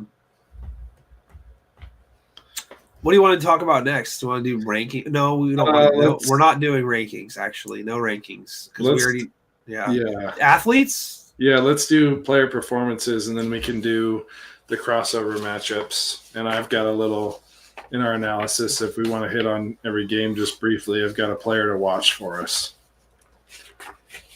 All right.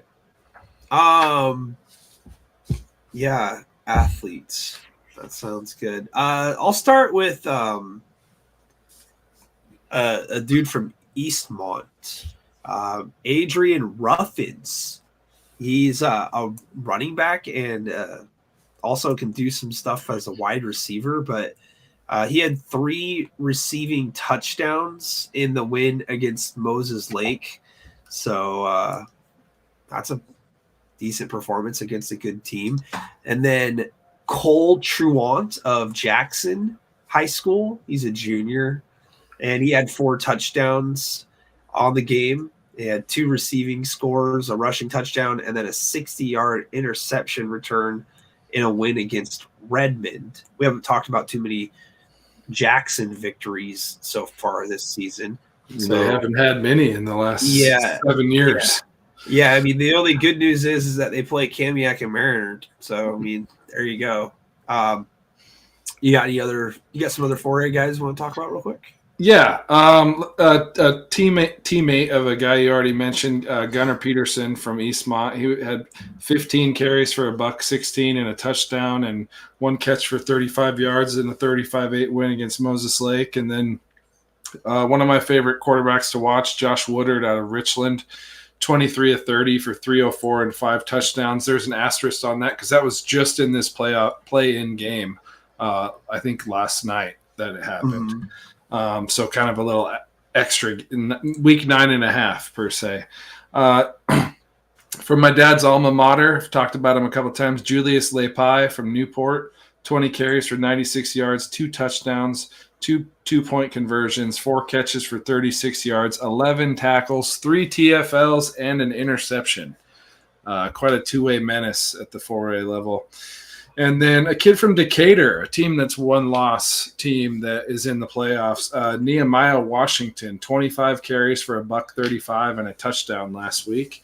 And then I got 3 more guys. Hang with me. Camden Schmidt, one of my favorite players in the state, 23 carries for 182 yards and 4 touchdowns with a catch for 18 yards and a touchdown. And then he also turned in 3 tackles and an interception on defense.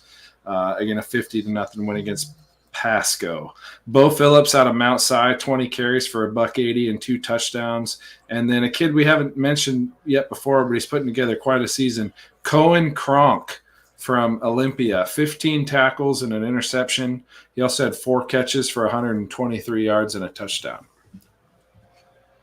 I have another one here from our neck of the woods down in Camas. Alex Rosa, sophomore.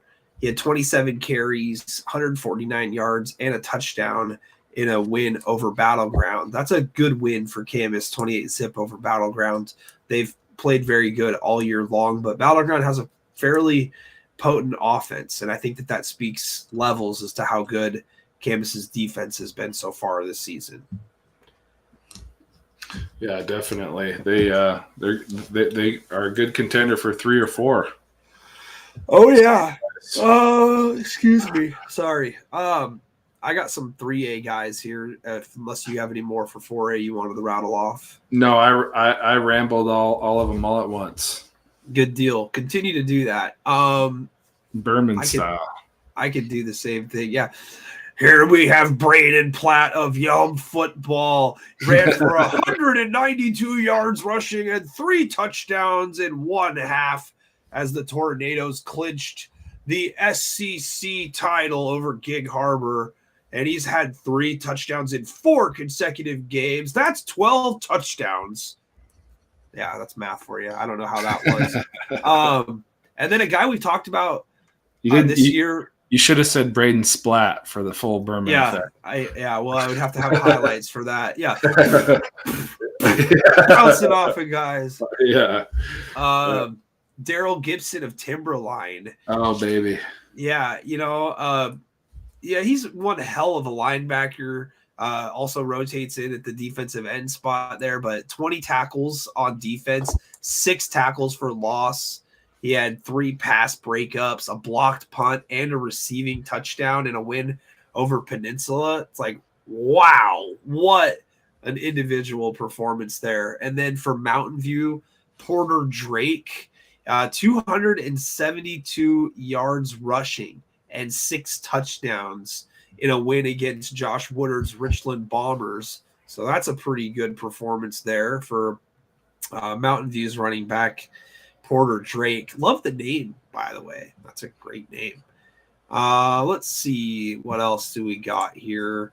For Kelso, my alma mater, Aiden Mintonye, Jr. ran for 141 yards on 34 carries and 3 touchdowns in a 28-7 win over Evergreen, which forced a 3-way tiebreaker in the Greater St. Helens League, of which Kelso won after beating Prairie 14-7 and then beating Evergreen again 3-0.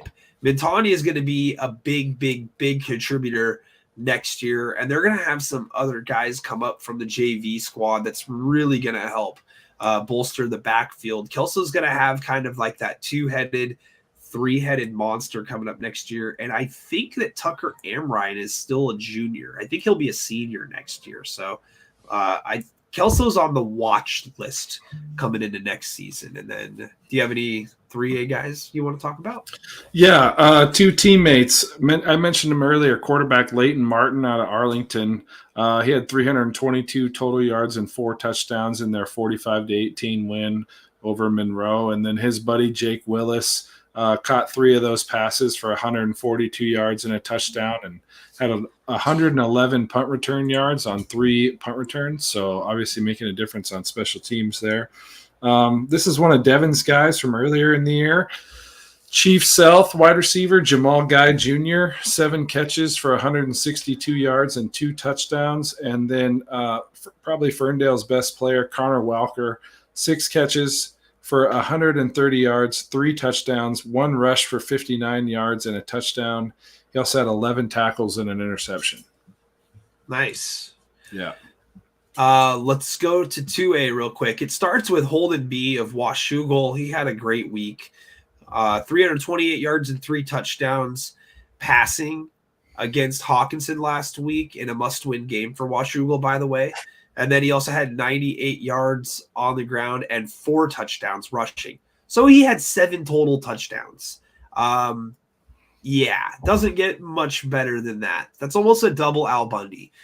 Then against Hudson's Bay in the tiebreaker, he had a 24-yard touchdown pass to Sam Evers and then the game-winning 2-point conversion rushing on a speed option. So solid day at the office, I would say, for Mr. Holden B. of Washougal High School.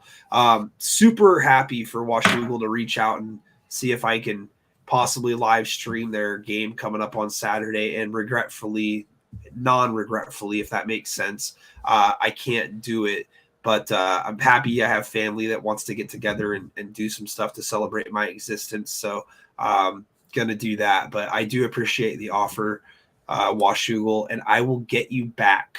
That much I can assure you. Moving on, a guy that we've talked about so much this year, Tyson, Ty Webster of Sammamish. He had his 6th 200-yard rushing game and 38 carries. So just an absolute bell cow. And he eclipsed 2,000 yards rushing in a win over Interlake by going for 278 and 3 touchdowns. I mean, you want to talk about like the guy who's on par with Jason Brown Jr. this year? That's the guy right there. Yeah, and their team hasn't even been successful, but they're still getting a crack at a crossover game, but he's virtually done that to everybody. I think he even had 140 against Highline. Yeah. Also had a shout out for Luca Moore of Anacortes, who had a game-sealing interception near the goal line against Linden. Pretty big interception there, if you ask me. Yeah, and probably had like 10 tackles too to go with it. But that was an awesome play that he had. He kind of just sealed off the wide receiver, and ball was thrown inside, and Luca had perfect positioning. And shout out to him. I mean, he's not the biggest kid. He's maybe 5'8". He's not hugely built, and he's filling the shoes of Hayden John, who is 6'2". 190, is currently playing at Idaho on special teams.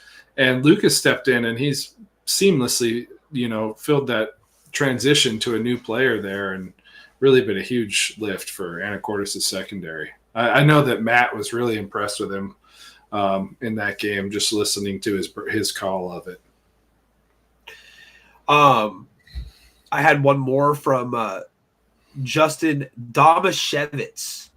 That's how you say it? Yes, I was mispronouncing it. I listened to the live show that they did on Sunday, the scrimmage. So if y'all want to check out local Grays Harbor, Pacific County information, the scrimmage is your live stream of choice and podcast. But yes, Justin Domashevitz. I will retire Domashewitz now. So Domashevitz gave me Aiden Watkins numbers again for Aberdeen: 29 carries, a $192 rushing touchdown, 3 catches receiving for 24 yards. So we got more guys from Mr. Domashevitz coming up. What's your 2A top performers like?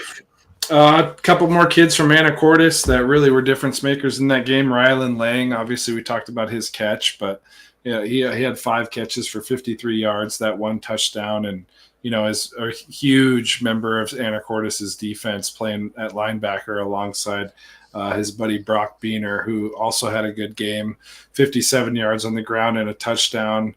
Had a forced fumble on a play where Linden was down at the 10-yard line. I think Cooper Moore had caught it kind of in space in between his zone, and Brock came flying from behind him at a linebacker and laid a good hit on him, and the ball popped up. And that was really a big, huge play in the game too, as Linden was on their way to score. Other than that, we have a few others here. Do you have any more? Not for 2A. Go ahead. Okay. From R.A. Long, Franklin Pill, or is that how you say it? Peel, I believe. Peel. 17 tackles in their game against, I think it was Mark Morris, and 1 TFL last week. Thought that was pretty impressive. And then Rashad Carrier Jr. from Highline. He had 5 tackles, 4 tackles for loss, and 3 sacks in their 60-0 win. JT Marsh Jr. out of Cedar Crest, 7 catches for $115 and 3 touchdowns. And then Mr. Elijah Christian McCaffrey Anderson down there at Woodland, 27 carries for 155 yards, 2 touchdowns. And then he also had, I think, three catches for 55 yards and a touchdown. I wrote it in really small font, and I'm getting too old for that handwriting. And then from Franklin Pierce, a team that we discussed a little bit earlier, Christian Good, 12 carries for $131 and 2 touchdowns. Yeah, pun intended. That's good. Yeah. So Franklin Pierce, they run like traditional old school offense. Wishbone. It's like Navy, Air Force. Tough to see where the play is going, and all the guys carry out their responsibilities like they have the football too. So very difficult to hone in on. And by the way, Elijah Anderson, in a league that has Holden B in it, I think that Elijah Anderson will end up winning the MVP. And I think that you're gonna see Holden B as a first team quarterback, but I think that Elijah Anderson has cemented himself as probably being the most valuable, irreplaceable player in the league this year. So super close. Junior too. Yeah, super close, right? I mean, Woodland's going to be good for a while, man. They're going to be good. They got a bunch of good players, and they got a great coach in Sean McDonald. So I mean, they're going to be good for a while. As long as he's there, they're going to be good. I promise you that. And Elijah Anderson's a monster. The guy's just, he's special. You mentioned Christian McCaffrey, and with a great offseason and some good training in the weight room, I think that he could put up some pretty gaudy numbers next year and start to get some of them looks. I would honestly compare him more to like a Connor Noah of Kelso in terms of how he runs with the football and his speed and his vision, all that combination. So I think that he's going to win Player of the Year this year for Greater St. Helens League 2A. Let's go to 1A real quick here and continue down this dusty trail. For Stevenson, Kaysen Bach, a senior, had 360 yards and 4 touchdowns in a loss to Toledo. Toledo being a 2B school, but still whatever. 360 yards passing and 4 touchdowns. Still pretty damn impressive. And then from our man, Justin Domashevitz, Montesano, 49-0 win over Elma. Sophomore Tyson Perry was 7 for 11 passing, 112 yards, 3 touchdowns. Mason Rasmussen, 3 catches, 55 yards, a receiving touchdown. He had 2 interceptions, and one of them was returned to the house for a pick 6. And then Justin's son, Peyton Domashevitz, 2 sacks, 1 strip sack, and fumble recovery. He was named the Defensive League MVP recently, so that's pretty cool also. Congratulations to the Domashevitzes. Is that a thing? I think so. Let's see. And then from LaSalle, Johan Valadares, a quarterback, had 154 yards rushing and 2 touchdowns in the win over Natchez Valley. And that's what I got from 1A. Yeah, one of those I think was a game winner with a minute left. From Life Christian Academy, quarterback Jabez Boyd, 12 of 16 for 152 and 3 touchdowns. Also had 3 carries for 53 yards and a touchdown, and caught a pass for 30 yards and a touchdown. So doing his best Cordell Stewart impression in that one. And then athlete from Freeman, Kanoa Rogan, 9 carries for 36 yards, not to be confused with Joe.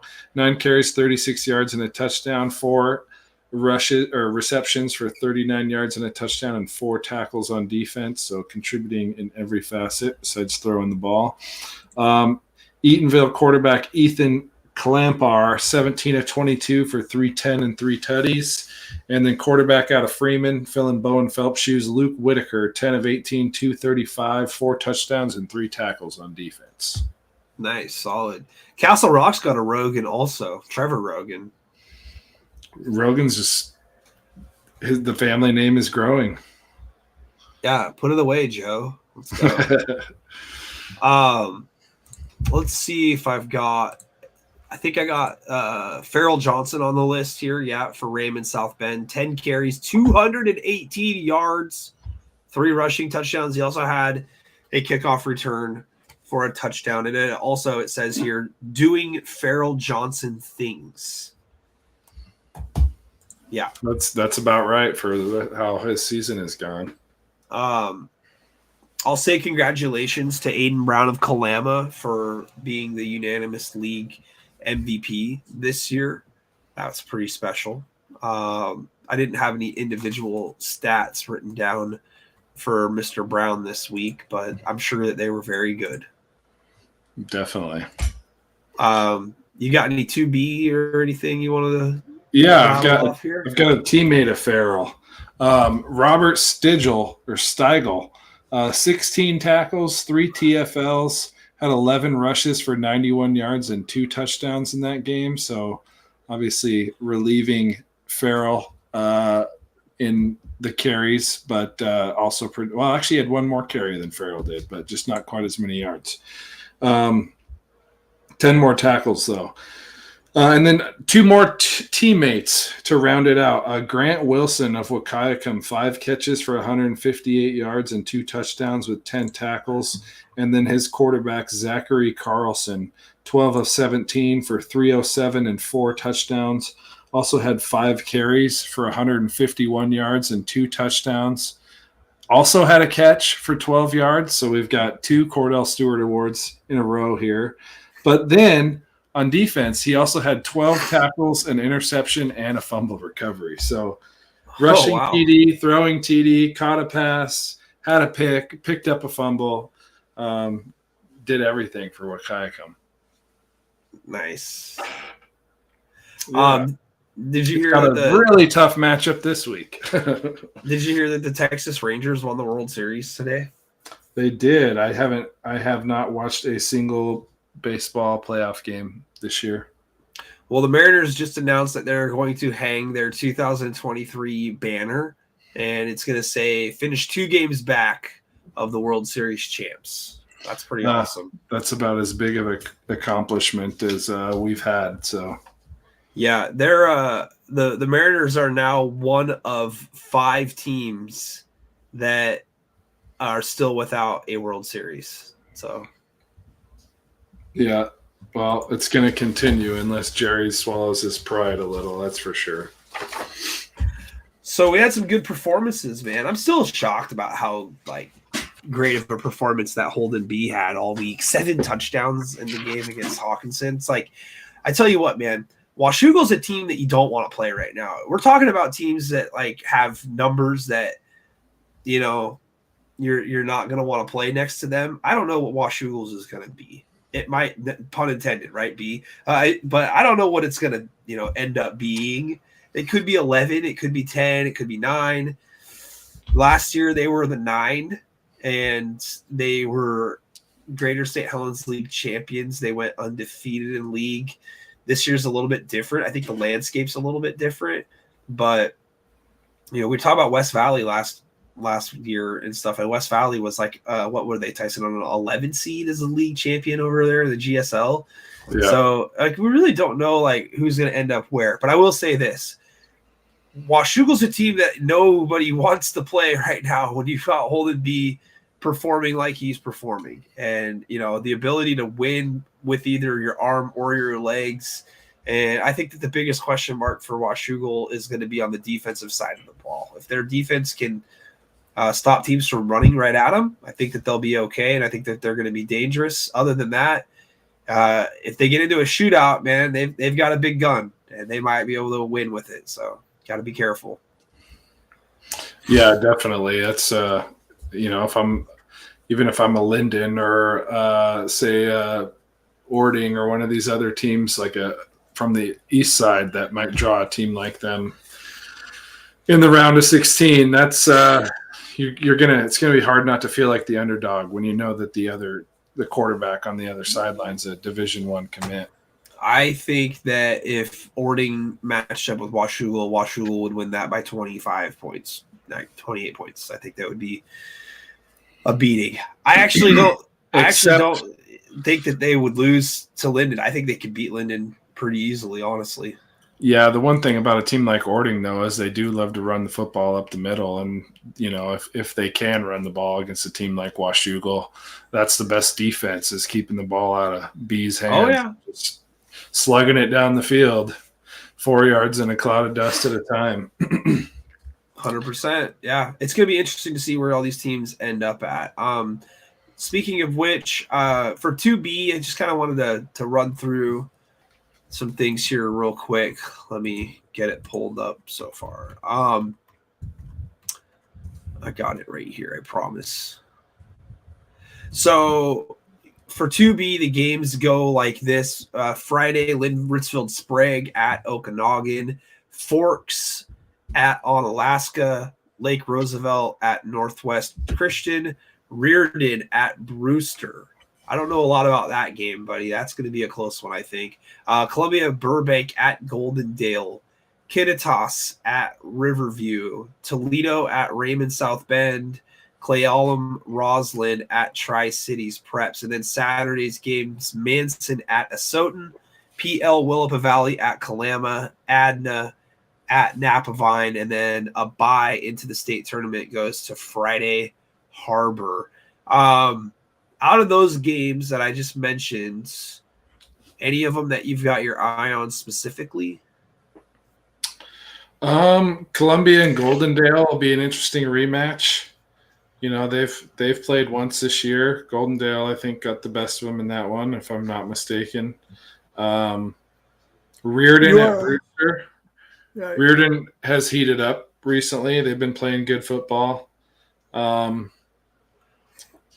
Toledo at Raymond South Bend, and kind of Forks at Onalaska. I think there's a clear favorite in Onalaska in that matchup, but on paper it looks like it could. Manson and Asotin could be a good matchup too. Again, there's quite a few actually. Really, I mean, looking at this, I'd say more than there is in some of the other classes. Well, let me take a look here real quick. I'll say this. I think that the Toledo at Raymond South Bend game will be a very interesting matchup. That was a game that took place in week number 1, and it was flip-flopped. Raymond South Bend was at Toledo, and Toledo ended up winning it 42-35. And it's really going to be a battle of running backs, and Ethan Carver of Toledo against Farrell Johnson of Raymond South Bend. I think that the venue change is going to be a pretty big factor. Raymond South Bend has been playing a lot better football at home, and that's a game to where in the local pick'ems, I went with Raymond South Bend, and I thought about taking Toledo just because they won the first matchup. But I'm always a big fan of rematches, especially on a venue change. In a close game, I think that Raymond South Bend is, probably going to get the win. It will be a good one, though. And then Reardon at Brewster, that's another one that I'm kind of curious about as well, because like you said, both teams have kind of had some good moments this year, and then there's been some other, moments where you kind of scratch your head. Brewster's played some real tough teams this year. I think that they're pretty battle tested. So we'll see how that one goes. Forks at Onalaska. I think Onalaska is just going to be a too big of a test for Forks to win that game. But, Forks has been one of those fringe, top 10 teams at times so far this year. Add that Napavine will boat race them. Okanagan against Lynn Britsfield Sprague. I think Okanagan's going to easily get by in that one as well. PL Wilpa Valley at Kalama. Again, using the common opponent matrix, I don't think PL Wilpa Valley stands much of a chance in that one. I think that Kalama is going to easily win that one. Manson and Asotin, though, I think that's another close one. Manson started out real hot this year, and Asotin not so much, and Asotin's come on lately, and with them having the home venue, that might be more than enough for them to earn themselves a playoff spot. Yeah, for sure. I mean, the first matchup was Manson at home, beating them 42-26, and Asotin the week after gets pounded by Northwest Christian, but since then they haven't lost. They're kind of on a heater, won 5 straight, and obviously have found their groove because those are the only 2 games of the year they did lose. So that will be an interesting rematch for sure. And then my prediction for the 2B number 1 seed, I think it'll be Okanagan. I think Okanagan will get the 1, and I think that Napavine will get the 2, and Northwest Christian Colbert will end up getting the 3. Would you be surprised to see Northwest Christian at 2, though, instead of Napavine? No. And honestly, there might be an argument in there that, well, what it is, maybe Northwest Christian's even better than Okanagan. They've had a pretty darn good schedule themselves. I mean, when you're looking at, their schedules kind of match up, and you start looking at some of the common opponents that they've had, and Northwest Christian beat the team that Okanagan beat maybe by more at times. So that could be a conversation. Then again, Northwest Christian doesn't have like a Pullman win on their resume like Okanagan does, or even like an OMAC win early in the year at 55-7. So I would imagine it goes Okanagan, Napavine, Northwest Christian. But to play devil's advocate, I think there could be a legit chance that someone in there saying, "Well, hold the phone here." Right, you are, my man. All right, cool. So let's move up the ladder real quick here for 1A. Thursday, Castle Rock at Eatonville, and that's a rematch of last year's crossover, except it was played here at Kelso. Eatonville came and played against Castle Rock here on the road, and Castle Rock gave them quite a test. Honestly, it was not easy for Eatonville. There was a lot of sideways rain, and that made it very difficult for both teams to get off the ball and take care of the football, for that matter. Had Castle Rock not fumbled at the 1-yard line late in the game, early in the fourth quarter, they would have taken the lead after that if they didn't fumble and got into the end zone. So I think Castle Rock is kind of a live underdog, but Eatonville's played some very, very tough games so far this season. So I think that they're going to be slightly a little bit more battle tested than, let's say, Castle Rock in this one. But that's a Thursday night game. Chelan at Lakeside 9 Mile Falls at 6 o'clock on Friday. And then Newport at Cashmere. Then Cannell at LaSalle. And Deer Park at OMAC. Mentioned that one earlier. Elma at La Center. Natchez Valley at Royal. And then Quincy at Freeman. Stevenson at Montesano. Tenino at Seton Catholic.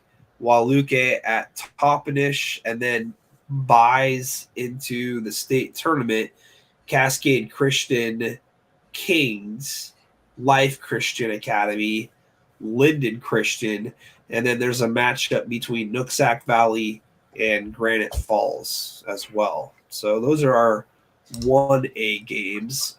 I feel pretty good about Nooksack Valley in that game against Granite Falls.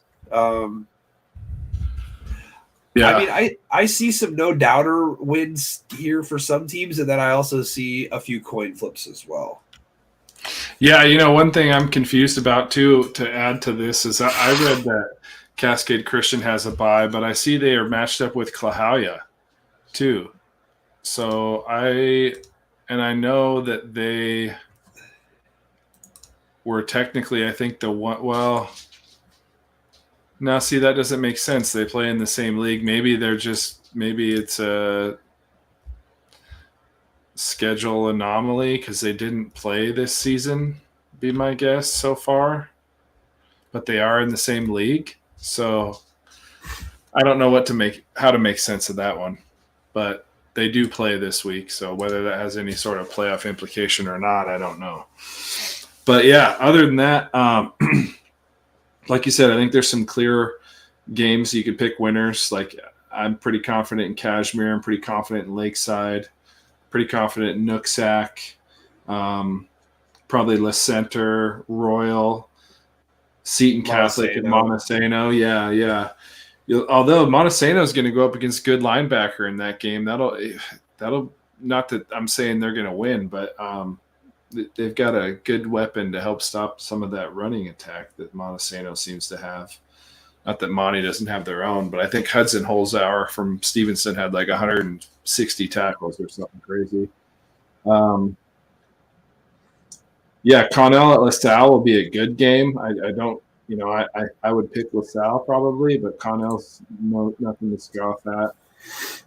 I think Freeman's probably a pretty clear favorite. Deer Park and Omac's probably the biggest coin toss of the bunch, I would imagine.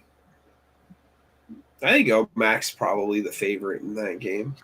I think that they've played such a tough schedule this year that, let's say they're in at 6-4. That's definitely the most dangerous 6-4 team in the tournament. Oh, for sure. Yeah, definitely. Yeah, I would imagine most of the home teams end up winning, with the exception of maybe a Granite Falls. Although they do have a good quarterback, they do have some good players there. But I do know Nooksack's getting healthy at the right time, and they're still my pick. I mean, I picked them at the beginning of the year to win the state title, and I would not be surprised at all if they still do. We shall see, though. They probably have the toughest. That's one of the tougher games in this round is Nooksack at Granite Falls. Sure.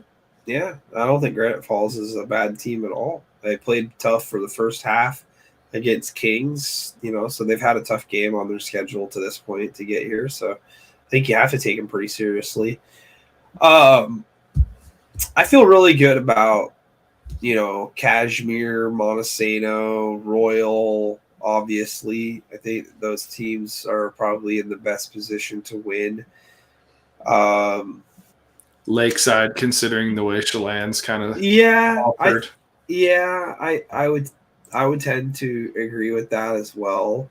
Although I think that the Tenino Seton Catholic game could be a little bit trickier than what looks like on the surface. So I would keep your eye on that one. Freeman's a good program. I think that they're in good position to win that game against Quincy. That's a winnable game, and I think you'll see them in the round of 16 again. Toppenish coming off of a loss, but still playing against Waluke.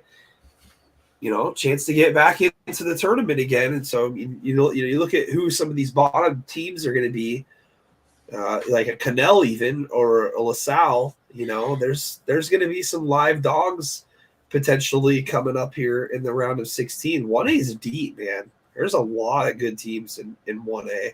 And I think that Castle Rock's the live dog at Eatonville. Yeah, definitely. That should be a pretty good matchup. And that's the only one that's going to happen tomorrow. Yeah. As far as looking at any of these crossover round games, so we'll get to know at least one playoff contender by tomorrow night. Dalton Stevens says, "How about that Civil War game, Mark Morris and Ari Long?" Yeah, I just couldn't say it on the air because I was doing a broadcast. But if you read my pick'ems last week, I picked Mark Morris. So I had no doubt that Mark Morris was going to win that game. None. Zero. And after watching it, that game can be played 100 times, and I don't think Arlong wins one of them, to be honest with you. Sad.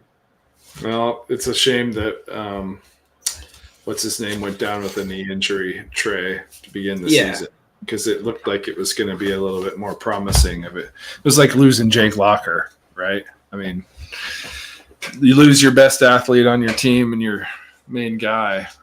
That's big shoes to fill. Oh, they still had good athletes. I mean, oh, sure. No. William Dyke is an athlete. Yeah. I mean, no, for sure. Not taking anything away, but, clearly probably let's say one of your most physically athletically gifted kids in terms of having good size and the things that he's able to do. I know he's pretty raw as a quarterback, but still, that's a guy you do want the ball in his hands almost every play. It's a shame. Brian's saying it looks like Cascade Christian versus La Jolla is a league game. And it really won't shake anything out in that league, which interesting timing that it's this late in the year. I'm just trying to figure out if it was canceled earlier, but it doesn't look like it. So, and it shows me, last game, La Jolla. No, never mind. It was showing their last game was against North Kitsap. I think Max Preps is all screwy. It does show the Cascade Christian game as being Friday at 6:30. Haven't you learned that you don't go off of Max Preps? Well, who else do you use for schedules? SB Live's been wrong plenty of times too. I use Matt Evans' spreadsheet, don't you? No, it's too confusing for me to look at if I'm on a cell phone. What, you don't know Excel? Oh, I do. It's just a lot of scrolling on a phone. That's for sure. Okay. No disrespect to Matt's services. We should have Matt on the show. We should have Matt on the show for rankings. Matt, where are you at? We'll send you a link. Let's go get on here and talk about rankings. We want to know from the computer, right? Yeah. We want to know if the computer is in the room with the selection committee and what the computer's input is. Let's talk 2A real quick for games.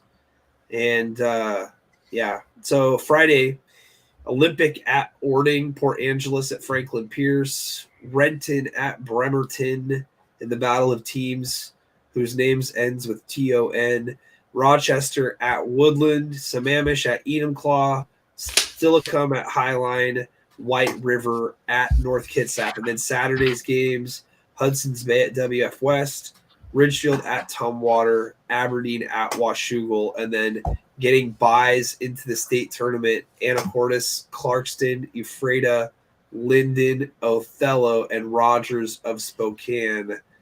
That's a lot. How is that possible? I'm trying to do my math here real quick. So there's 1, 2, 3 games on Saturday, and then 1, 2, 3, 4, 5, 6, 7. Yep. So that makes 10 winners. That makes 16, yeah. And then that makes 16. And oh well. What do I know? Anyway. Or wait, 1, 2, 3, 4, 5, 6, 7, 8, 9, 10. Yeah, and then 6. Oh yeah, 6. I was thinking it was 7 buys. Yeah. Yeah. Well, anyway, you already know how I feel about Anacortes and Tumwater being the ones. Or the 1 seeds, so to speak. Clarkston and Rogers of Spokane. Clarkston ended up is the 1 out of the GSL, correct? Yeah. And then Rogers is the 2. Yep. And then Othello's the 1 out of the CWAC. Afraid is the 2. Yes.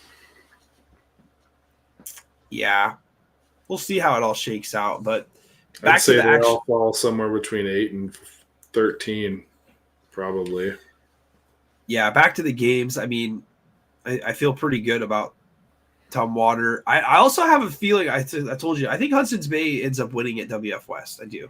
And I think Washougal wins against Aberdeen. Fairly confident that Woodland beats Rochester as well. So I think your Greater St. Helens League is going to end up going 3-1 in the crossovers with the EVCO this year. North Kitsap, White River, North Kitsap, Highline, Stillicum, Highline, Sammamish at Enumclaw, Renton at Bremerton. Don't know enough about either team, but I think that the league schedule is more in favor of Bremerton, and they have the home field, so I would probably lean in that direction. Port Angeles at Franklin Pierce. I think that's an anybody's game situation. I think that Port Angeles, again, coming out of that league it's pretty good. So I would feel pretty good about the team that they've put together so far this year, but I do think Franklin Pierce is going to be kind of tough to figure out. And I do like Ording against Olympic. Those are the games. Yeah, this is kind of where I started my players to watch, but just to run down the matchup. Sammamish at Enumclaw. Obviously, Enumclaw, big favorite, but you got to face Ty Webster in that game. Anything's possible. He's kind of my player to watch. The level of competition hinders on his performance. White River at North Kitsap. Logan Sloman is my key guy there, playing offense and defense for them, kind of helping control limit big plays and create big plays. Stolockham at Highline, just wanted to circle, on paper, I think Highline's the clear favorite, and it's likely that they win big like they have all year, but Stolockham has a pretty decent offense. I would say better than most teams they've played in their league schedule throughout the year. Quarterback Drew McDonald is the guy I circled for Stolockham. He's put together a pretty good year, junior. Olympic at Ording, I think that game hinders on sophomore Carson McCall for Ording. He's kind of done everything, receiving and rushing for them. Renton at Bremerton. Bremerton's got a running back by the name of Oliver Christian. He's about 1,000-yard back, senior. Port Angeles at Franklin Pierce, mentioned earlier. Christian Good, another senior that leads their stable of running backs there, their multi-headed attack. I think that's key to winning that game for them. Port Angeles they're a team that likes to dabble with the run and the pass more so. Obviously, Elijah Anderson at Woodland. Hudson's Bay at WF West. That's where I think that those two leagues are going to split and go 2-2. I just think Gage Brumfield is too big of a difference maker. You really only see a couple of kids like him in Hudson's Bay's schedule in like a Holden B or like an Elijah Anderson. And if I'm not mistaken, I think Hudson's Bay lost to both of those teams, Woodland and. Well, Ridgefield beat WF West, and Hudson's Bay beat Ridgefield on the road. So I mean, they did, but I throw that game out a little bit more because it's Brumfield's first ever start at quarterback, and they've definitely proceeded to score a lot more points besides those losses early in the season. Granted, it was Linden and Ridgefield, but I think the game depends on Brumfield. If WFS is going to win, it's going to be because he has a big game, basically. And then Ridgefield at Tumwater. Tumwater's biggest speed guy is David Malroy, a junior wide receiver, defensive back. He's been basically a catalyst to a lot of their big plays this year. And then obviously in the Aberdeen and Washougal game, you got to have your eye on Holden B. Mm-hmm. He's going to be the teller as to how far they go, period, this year. It doesn't matter who else they really have. He is the driver of that engine. Yeah, well, Aberdeen cannot go into that game thinking that Holden B is the only guy that Washougal's got. I can tell you that much. Oh, for sure. They'll be left looking at the ball flying through the air to the likes of Evers or what's the 6'5" kid's name that plays tight end? Harry DeShazer. Yeah, exactly. So yeah. Some lot of good players running back too. Will Cooper. Cooper Maxey's good. Cooper Maxey. They got guys. They're going to be fine. You got to go into that game thinking you're playing the Greater Salins League champions. You got to go into that game thinking that you're playing a team that can win the state tournament because, that's the type of quarterback level that you're going to get from Holden B. And he makes everybody around him better, For sure, yeah. If you think he's all that they got, you're going into that game with the wrong mentality. That is for sure. Let's move on. 3A. Let's move on. So this is where it gets deep. You got 16 games here in the 3A class. I don't think that there's going to be a ton of surprises, but we never know. We can run through them here together. Shorecrest and O'Day, the game's over by the second drive of the game. Jason Brown, 200 yards by halftime. Yeah, Ballard at Arlington. Arlington by 50. Maybe 40, who knows. Hermiston at Eastside Catholic, EC all day. Kent Meridian at Yelm. I mean, we were already told we can call 2 plays this week. That tells you all you need to know. Mount Lake Terrace at Bellevue. Bellevue's probably going to have a pretty easy time in that game as well. Although Xavier Jones is a good athlete, one of the better athletes on the field, and Mount Lake Terrace is running back. And then Saturday, Auburn at Lincoln of Tacoma. I do feel that this is going to be a very competitive game. Auburn is no slouch. Team that won the state championship a couple of years ago. Lincoln has played a lot better as of late. I think this is a good game. Yeah, definitely. Roosevelt at Mount Spokane. Oh boy.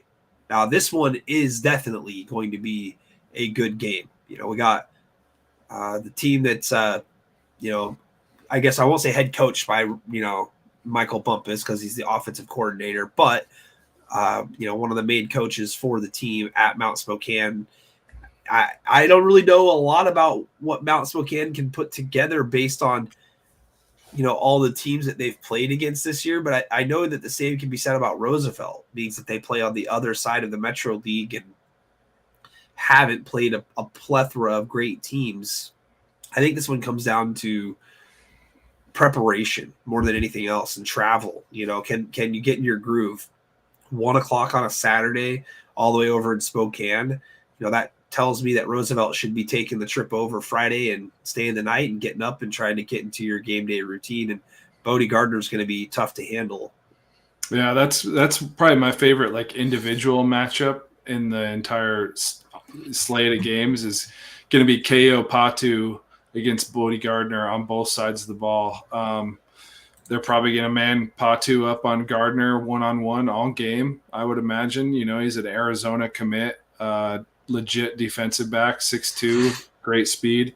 On the other side, he's their number one wide receiver, much like Bodie Gardner is for Mount Spokane. So that matchup right there excites me more than any. And, you know, it's an opportunity for a guy like Bodie Gardner, who's been getting overlooked per se, I would say, on a recruiting standpoint. He started to get some attention recently, but you know, you're going up against a kid who at the time he committed was a Pac-12 commit. And yeah, that's probably my most exciting game on this list, outside of maybe Auburn at Lincoln. The next one, Edmonds Woodway at Mountain View. I think Mountain View wins that one. Their only loss of the season, week 1 against Nooksack Valley. They've won 8 straight after dropping the season opener at home. They won against a good Ridgefield team on the road. They won against a good Richland team at home. They won at Kelso. Excuse me. Excuse me. Thank you. I think that Mountain View's going to be head, shoulders, knees, and toes above Edmonds Woodway. Yep, I agree. Seattle Prep at Ridgeline. Yeah, this one's a little tricky for me. Seattle Prep's a good team, and they've had some close calls, and they've had some quality wins so far this year. Ridgeline has played super tough against everybody that they've played for the most part, or they've won a majority of games. I don't know what say you in that one, but again, it's another long travel arrangement game for a team from the Metro League. I like Ridgeline. I did a little bit more research on them today. They have they have a very efficient quarterback, but they have a wide receiver there by the name of Braden Allen. And I believe Ridgeline's only in their 3rd year as a football program. And I might be mistaken. Maybe it's 4th or 5th, but he is now the GSL's career leader in receptions with 148. 78 of those have been this season, which is pretty incredible for a high school player to haul in 78 catches. I mean, even when you're looking at kids in the 40s range, you think, no, that's quite a bit in 9 games, you know, five or so targets, but he's sitting there at almost 9-10 targets a game. And then single game record is also his at 17. So kind of a cool little storyline there that, you know, relatively brand new program has churned out a GSL career record holder in really their first class of kids eligible to graduate from that school that attended there for all 3 or 4 years. But that's really all I know. That's a big game this weekend too. Super big. Yeah, my son came through with these gifts for my birthday. Yeah, perfect. In case you missed it earlier. So yeah, I mean, I'm looking forward to getting to know a little bit more about Ridgeline myself. I've drove past the school on the way to Coeur d'Alene the last couple of years, and it's beautiful. Just down the road here in Spokane, Liberty Lake, technically. Yeah. Well, whatever. Yeah, it's the exit where everybody from Idaho comes to stop to get weed. That makes sense. And then probably gets popped on their way back. Idaho's like a North Korea of states in the United States in terms of how they police that. Them in Texas, that's for sure. Yeah. You get 5 years hard labor in Texas. Definitely. Yeah, the only ones I think we missed were Bonnie Lake and Monroe. Juanita at Auburn Riverside will be a good game. Auburn Riverside just beat Auburn, I think, last week. Yeah, then there's Pilchuck and Gig Harbor. That'll be a good game. Yeah, I agree. I do. I think Benji Parks and company are still going to be tough for Marysville Pilchuck, even though they got reduced to rubble against Yelm last week. So, I mean, good opportunity for a bounce back. And then, yeah, Kennewick and Mercer Island. Kelso at Garfield. Now, I've got Garfield, in the pick'ems for the week, but damn it, Kelso, don't Kelso me again. I want you to win, but man, I mean, Garfield's like, they're good, right, Tyson? Like, they're a good team. Like, they should win this game. But Kelso's played a lot of teams that are good. They've played Tumwater, they've played Camas, they've played Mountain View, they've played Othello on the road. I mean, they played Timberline on the road. They played Capital. So, I mean, they've played a who's who of teams for 3A. Definitely. I think when you're looking at a who's who as far as rosters go, Kelso's got some guys of their own, but on paper you'd think, man, Garfield should blow them out of this game. But there's been quite a few games they've had this year where we thought that, I think, and they didn't. So I wouldn't be surprised if it's a close one for sure, even though I'd call them the huge favorite. Josh is coming with the smoke, man. Yeah. You're catching up to him. Yeah, I guess he's got a better mustache than we do, though. Yeah, I would expect so with twins like that.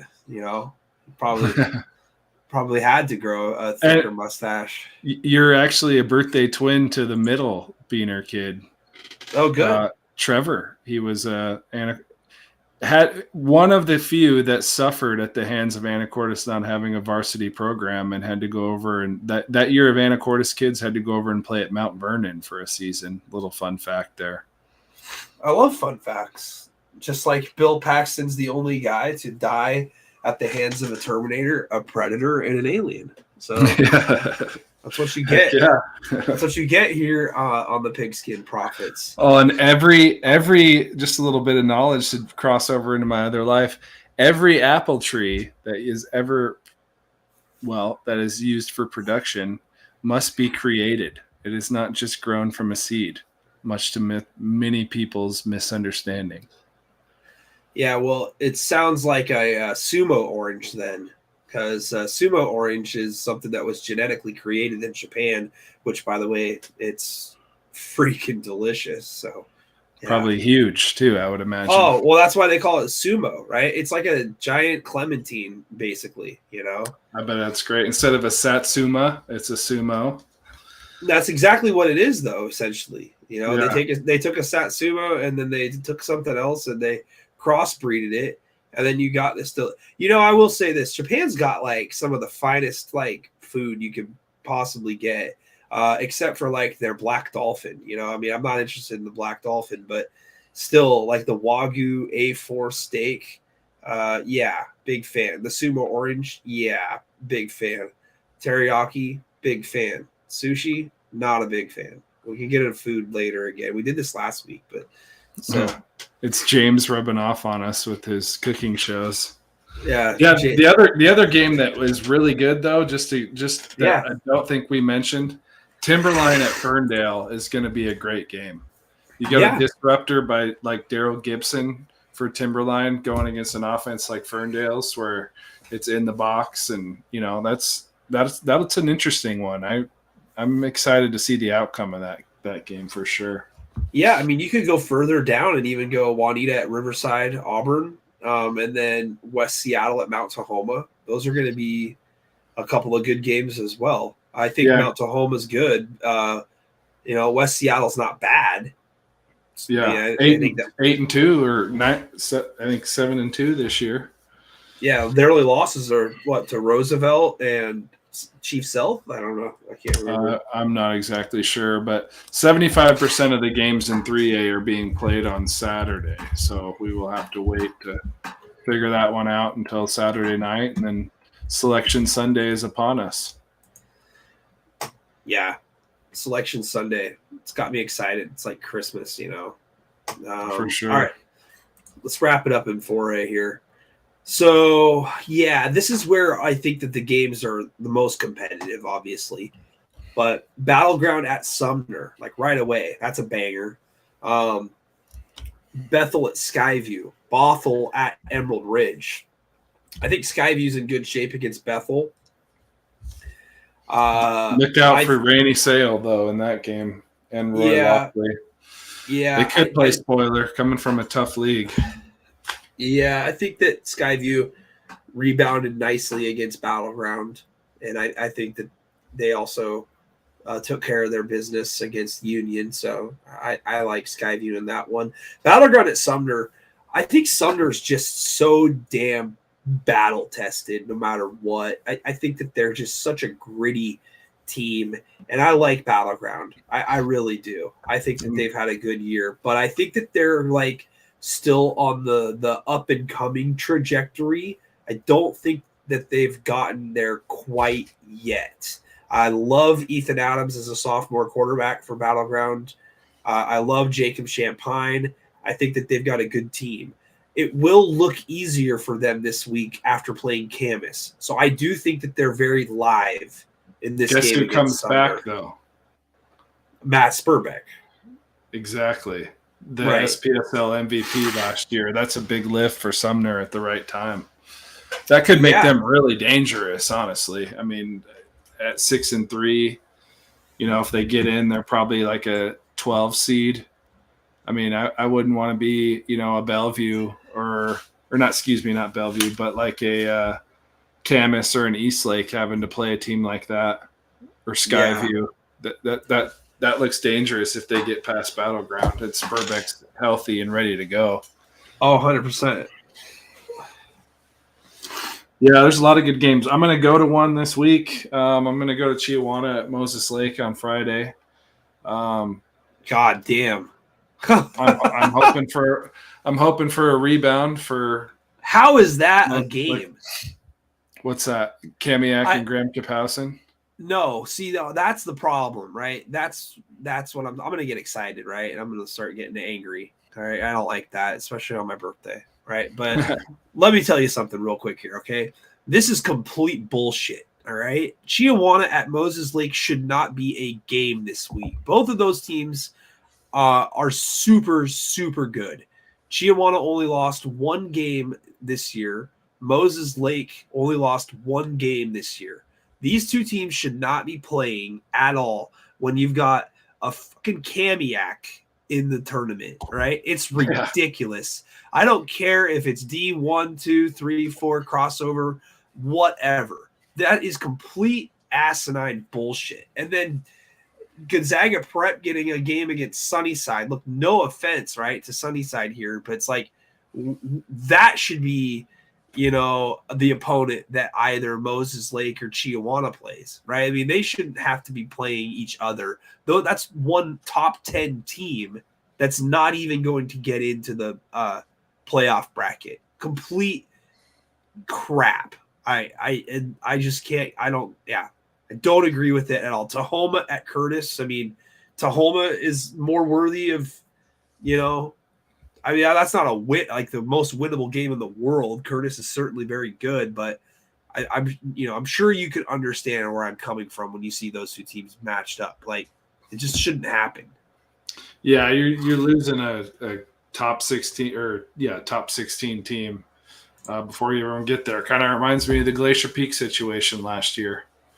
Had such a great regular season, and then obviously only lost is Lake Stevens, and then I think they matched up with Ferndale, a hot Ferndale team in the crossover rounds, and it knocked them out. And before the year, we were picking Glacier Peak to win the state title, and then they get a tough crossover round matchup, and actually it couldn't have been Ferndale because Ferndale's 3A. So I forget who it was that GP had last year, but same type of situation. Drew a tough draw. Probably two teams that should have gotten in, and one that clearly is capable of going all the way didn't get there. Well, but yeah, Kamiak, I don't get. That's it. I mean, something with the. I'm a firm believer in that every single one of the league champions should get an automatic bid and a bye, and then take the 2 and 3 seed from every league and have a crossover round using those. Just it would make way more sense than the format it has at this moment. That's for sure. Yeah, complete bullshit. All right, that's where I'm at on that one. Federal Way at Camas. I see nothing derailing Camas at this point. Glacier Peak at Mount Si. I like this game from the standpoint that you got two team names that indicate like a mountain, so I'm okay with that. A peak, mount, both 6 and 3. Yeah, I like Mount Si. I think Glacier Peak is just the product of playing a poor schedule this year, and Jackson, Mariner, Kamiak. Wow, that Kamiak is just such a dominant playoff team. That's just such a great win for Glacier Peak. And then Kamiak at Graham Kapowson, the clear number 1. Sunnyside at Gonzaga Prep. Curtis against Tahoma. Curtis. Wenatchee at Kamiakin. I don't know how sneaky that one is, Tyson. You'll have to fill me in on that with Wenatchee here, but I think Kamiakin's a good team. Is that sneaky at all? Is that going to be a blowout? It'll be a blowout, I believe. Kamiakin's much better. Wenatchee coach has already announced he's retiring after this game. It's like, I think if you're looking at announcing you're retiring before a playoff game, you're kind of already writing your season off. Maybe not, but Wenatchee's a team that lost to Ellensburg. They're not even a 2A playoff team. Got blown out by Eastmont 49-10. Lost to Skyline 42-7. They got beat by Moses Lake 35-14. So anytime Sunnyside 20-10 loss. Anytime they played a playoff caliber team or not, they got their doors blown off. So I mean, they only beat Mount Baker 29-14, and they're a 4A school. And you can look over at La Center and some of these other schools that have matched up with Mount Baker, Linden Christian, and see even they have beat a team like that by more. So Kamiakin wins that one easy. Who was it earlier that played Tualatin that we were talking about? Because you couldn't pronounce it. Okay. Who won that game? Lincoln? No, Tualatin won like 17-14 or something. Oh, got you. Well, I guess Westland beat Tualatin like 37-0. So yeah, it makes sense. Westland's okay. They're not really that good. It's a Westland Central Catholic collision course, I would assume. Yeah, those two teams should be playing one another. North Creek at Kennedy Catholic, I think that's going to be a fairly decent game just from the standpoint that Kennedy Catholic really hasn't been tested a lot this year in terms of their schedule. So we'll see if North Creek is able to give them a run for their money. Puyallup at Skyline, tricky game, bro. That could go either way. Richland at Eastmont.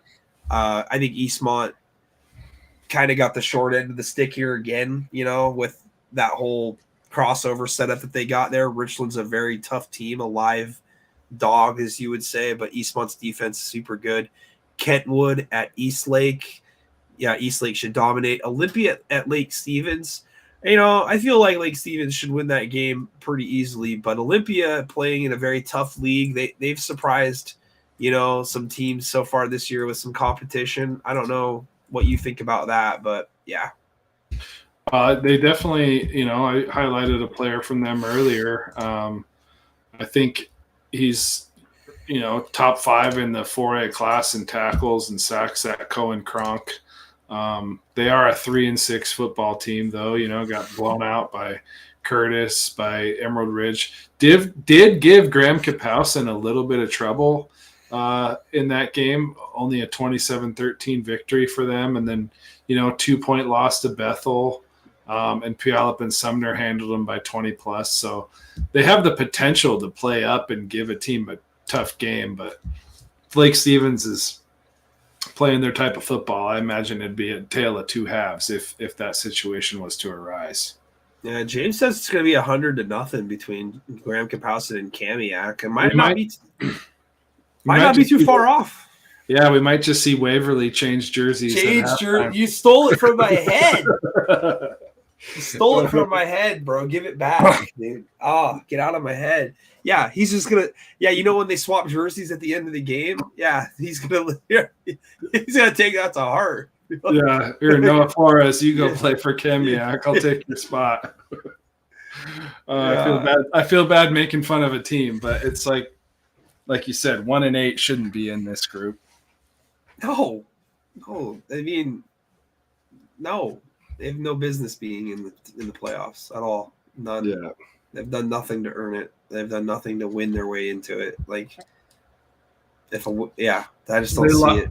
They lost week 9 to an 0-8 Mariner team. Let's just leave it at that. How? I don't understand how they're in. Like, I don't. Should Mariner have the head-to-head? Did Mariner not qualify with that win? Well, Kamiak beat Jackson, and then Jackson beat Mariner, so I don't know if that has anything to do with it. What, did they have a 3-way tiebreaker? So Jackson was 1-4 in league. So they played the 5 games that Mariner did in league.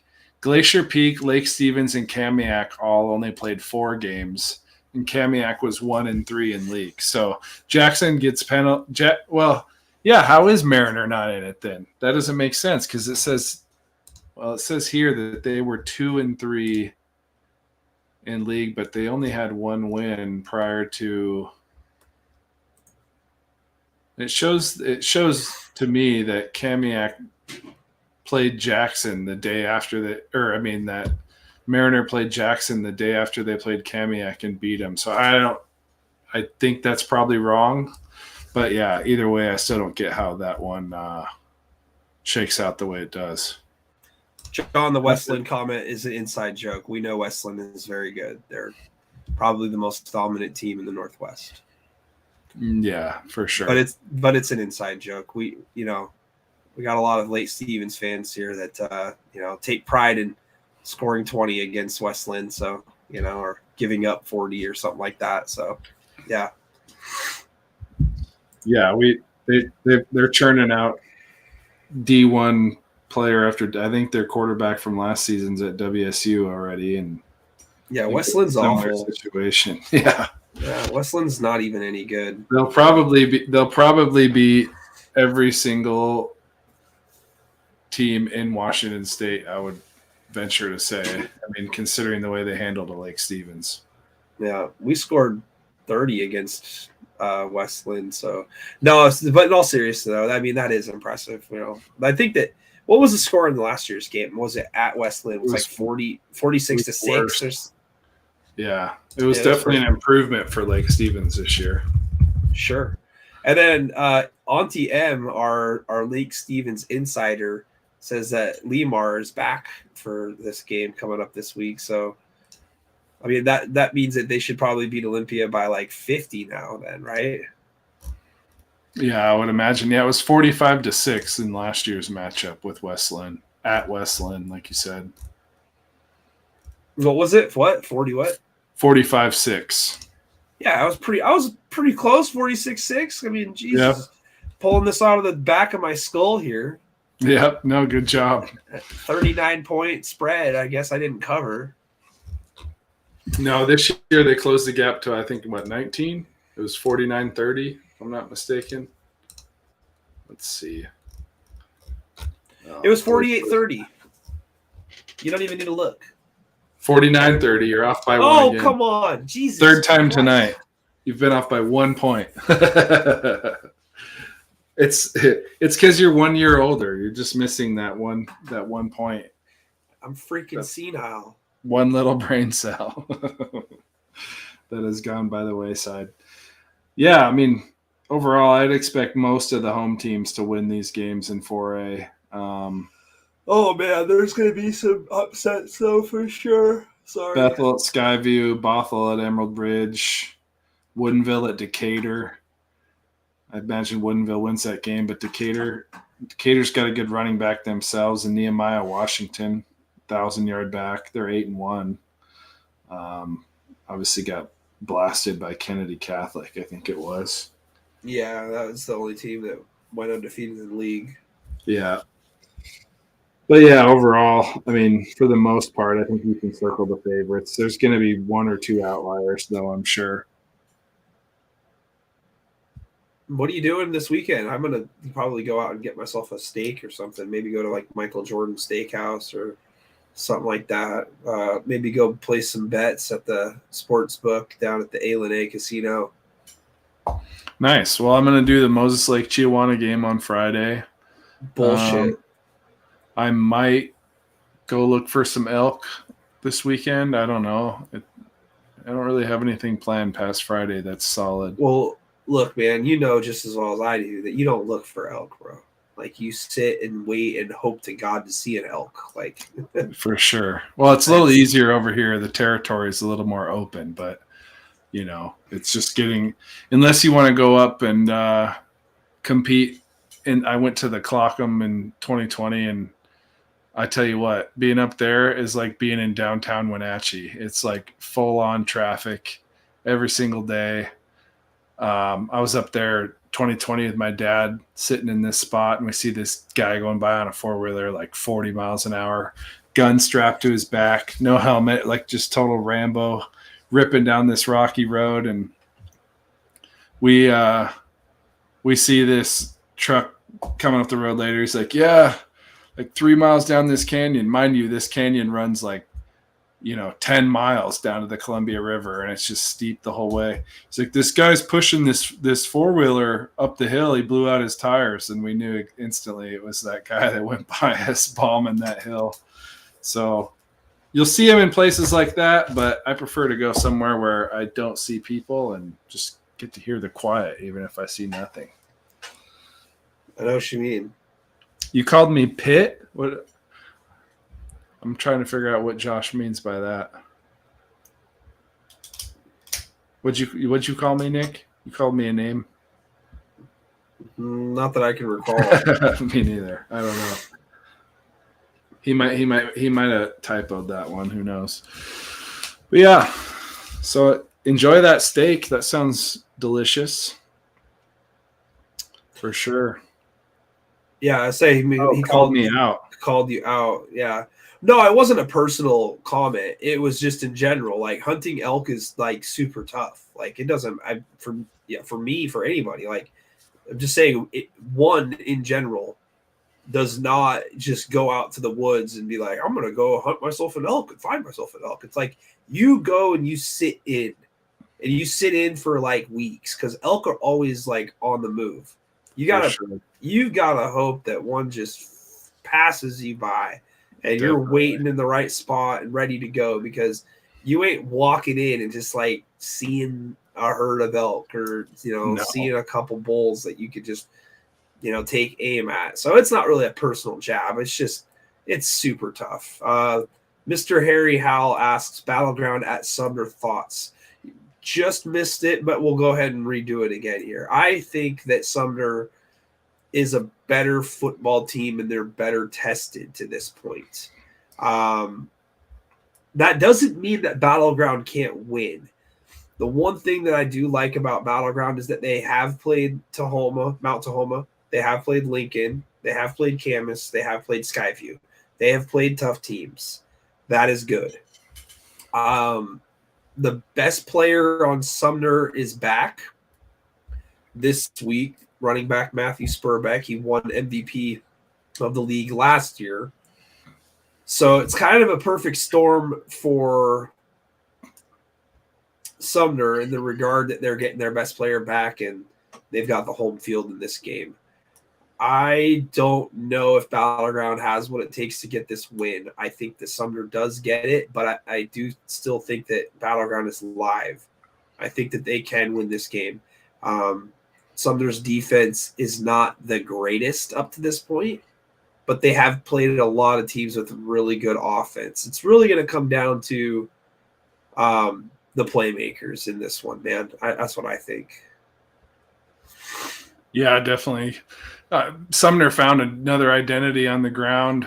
You know, when Spurbeck went down, the kid ran for over 1,000 yards, and now they've got a 1,000-yard back that's his backup, and the SPSL offensive MVP coming back in a league that is no easy task to win. It's going to be a big lift at the right time. I would think Sumner probably wins that by a couple touchdowns, but crazier things have happened. Jake Moe's birthday is tomorrow too, also turning the big 3-3. We're dang near identical twins, Jake. Yeah, congratulations. Happy birthday. Happy birthday, Jake. My birthday's today. So, yeah. Birthdays all around. Trevor Beaner's birthday is also today. We're sharing birthday connections all through the chat. Happy birthday. Josh says, how is not the scariest team? I think he's talking more to you on that one, because I think that your comment earlier was that Yelm is, that you'd probably pick them in like a 3A, 4A top team, hybrid tournament and stuff. And, I don't know. I think O'Day's certainly very scary. I'm You're not gonna get me saying that O'Day's not scary. You're not gonna get me saying that they're not the scariest team. I think that they're right there with them. I would just say that Yelm is the best equipped team in the state to slow down a guy like Jason Brown. Yes. That would be my biggest takeaway from a matchup like that is, you got guys like Platt and Isaiah Patterson. And, those are the two biggest names, but both playing linebacker. Both are 230, 240-pound kids that can run, and that's really the best medicine for a running game like O'Day has. That'd be where my thoughts would go on that. But they're equally as scary as one another for sure. One of my best friend's sons is David Schwarzel of O'Day, and it's like, we talk all the time about, how good that team is. And, his son's got 6 or 7 offers basically now to go to any D1 school as a sophomore. You're churning out guys like that, monsters like that. Cause, David's like 6'5", 260 pounds. They got him listed out on the Ford Sports measurements. That might be a little generous. That might be like your 6 foot point guard being listed as 6'3". He's probably closer to 235, 240, but still, he's only 16 years old. Yeah, by the time he's a senior, he'll be 260 for sure. He's already a full grown man, bro. Yeah, yeah, scooping, scoring fumbles, and taking him 60 yards. Like, he's not just a big goofy 6'4", 2. No. In fact, bro, he's a good basketball player. He's going to be playing basketball for him, and he's got really good footwork. The inside information that I got is that next year he might be playing both sides of the ball, trying to do a little tight end, trying to do probably some make box a great out. tight end. Yeah. So I mean, he'll be a potential weapon for them, even as a tight end, or not. I wouldn't say a wide receiver. He's going to be too heavy to be a wide receiver, and I don't see him being a running back either. So I think that he'll be probably about a tight end ish. unless he plays like O-line or something like that. But O'Day's so deep. Their roster's deep. They got guys on both sides of the ball, that play just that side of the ball. They're 300 plus pound linemen across the board on the offensive side. Yep. They got their lines the size of most Pac-12 schools outside the Huskies, pretty much. Auntie M says Scorpios rock. She's a Scorpio also. Congratulations. Nice. Part of the Scorpio Club. Happy to have you. Happy to be there with you. I agree. Scorpios do rock. Talking to some alpha Scorpios here. We're very happy with it. Don't back us into a corner. I'll tell you that. Yeah. If you got any other questions, feel free to type them in while we got a few minutes of digestion here. But yeah, I don't really have much else. I picked the Seahawks to win on the road against Baltimore this week in the Pick'ems. It's bold. I like it. You think it is? On the road, yeah. I mean, at home, I think I'd feel a little bit better about it, but I'll be excited to see if Leonard Williams plays. Definitely. That's going to be a huge lift to everything defensively. I mean, him stopping the run, him drawing a double team and freeing up guys like Jaron Reed and Clark and Draymond, and Maffei's been a stud. Darryl Taylor, I think he's definitely going to help the defense a lot. Feels like we overpaid slightly after seeing what the Niners gave up for Chase Young and the Barretts got for Sweat, but we're getting a little bit different player in Leonard. So I wouldn't look at it from that standpoint. Obviously the Redskins wanted to get rid of Young for any reason whatsoever. They wanted basically anything at that point, just to move on from him. And they probably weren't going to get the value because that in the conversations that the GMs were having, it's like, hey, we just can't stand this guy anymore. When you have that mentality, you can't get full value for a guy who might be underperforming. He's Jadeveon Clowney 2.0, really. I mean, right. Often injured, big freak coming out of college. They call him an unprecedented, once in a lifetime type pass rusher, and has been pretty productive when playing, but definitely not lived up to the hype. I'm sure they didn't want to give him another contract because they knew they'd probably have to overpay based off of his potential still. Yeah, I'm with you. I hate potential. Yeah, it ruins a lot of things, honestly. That's something that'll be exciting to talk about next week. We're going to have Brandon Huffman on. I don't know if you guys are familiar with him. He's the recruiting editor for 24/7 Sports and kind of the say-all be-all as far as stars and rankings go for the West Coast especially.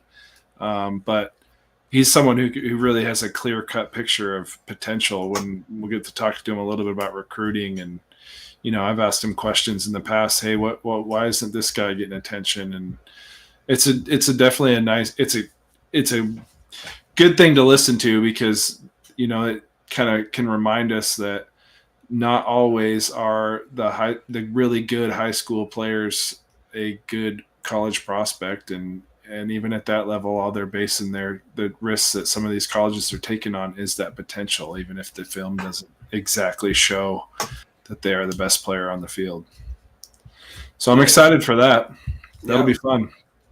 Yeah, you're a producer. Honestly, we should get you a full-time gig with somebody because we've had some good guests this year thanks to you, and having Coach Ronquillo earlier today. If you missed it, 7:30, Coach Ronquillo joined us. It was about 7:32, so podcast time about 30 minutes in. You go back and check that out. But Coach Ronquillo, we've had Marshall Hart of Northwest Christian Colbert. We've had Michael Bumpus on here, and then we've had Aiden Brown, Aiden Watkins, Coach Cooper, Coach Dominic Cooper, Coach Sampson, yep. And then Dave Hayjack as well from Washougal. So, we've had a chance to get to know some, pretty higher profile guys and coaches and stuff and kids that have been balling out this year. So I mean, it's been awesome, and we're gonna keep it going. And yeah, I love the idea of having Brandon on next week and talking some sports with him. And I just kind of want to shoot the shit with him, honestly. I don't really necessarily want to grill him about, it's a little bit more relaxing atmosphere. You know what I mean? It's like, obviously I want to get to know what he does and promote what he does, so people can get on it and take a listen and read his articles and blogs and stuff. And he's actually had some appearances on the Pac-12 network, for being a West Coast recruiting guy, a Pulse guy. So always a part of the All-American Bowl and the Polynesian Bowl on TV. Yeah, no, he's definitely credentialed and has worked very hard in the industry to get to where he is. So I'm very excited. Was he? I don't, forgive me if I'm wrong, but was he ever a part of Dogman at all? Was that him? I think he was. Yeah, I talked to him about that briefly a long time ago. I think it was Dogman, and I want to say it was when Dogman was owned by either Scout. I think they were owned by Scout because Rivals kind of fell by the wayside, I believe. So Scout turned into 24/7. He went over to 24/7. 24/7 also has the rights to Max Preps, which is used a lot more in other states than it is Washington.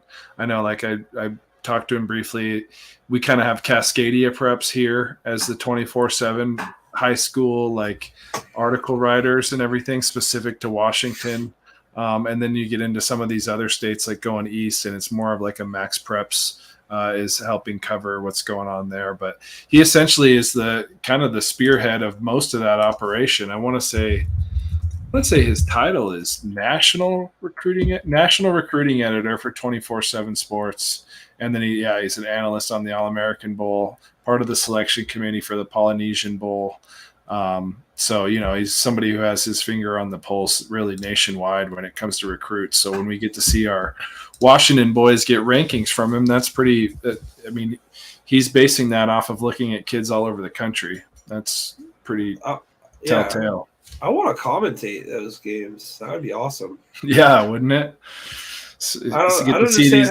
Even if you were a sideline guy doing the commitments that they do, I don't understand how come I haven't been asked. Like, I think that, you got to ask them, I guess. I think that Matt and I are probably the best, play-by-play guys in the state. No, nothing to take away from everybody else who does it, but I mean, come on. It's like when you get the Saved by the Bell style up here, and you get the knowledge underneath the hat, and then the excitement from the heart. Woo! And the mustache to go with. The mustache, yeah. I mean, I don't understand. Like, do they where do I send the samples at? That's what I want to know. They don't get all the ABC, I think, is who puts most of those on. Oh yeah, well, Alphabet Soup. Yeah, I'm not exactly sure. It might be somebody else, but yeah, it'll be fun to pick his brain about some of the guys that are playing in the next couple of weeks and just kind of, his background. James is seriously asking if I've ever seen Superbad or if you've ever seen Superbad. That was the movie of my high school tenure. It's like, have I seen Star Wars? You look like his brother. You really do. No wonder he's been saying McLovin all night. He just discovered who McLovin was. Yeah, I am McLovin. Exactly. Yeah, that's a good one. Probably one of Jonah Hill's best in my opinion, from top to bottom. Besides the jump streets. Yeah, no, he's definitely a character in that one. Michael Cera is great. McLovin is a riot. Yeah, no, McLovin is a riot. I think Bill Hader and Seth Rogen are actually super underrated in that movie. For sure. I think that they get kind of swept aside because of the cohesion between McLovin and then Jonah Hill's character and Michael Cera's character. I think that those three obviously do a good job of playing off of one another. They're a good dynamic and stuff. And then you throw in Emma Stone as well. And the dude that takes him to the party that hits Jonah with his car. Yeah.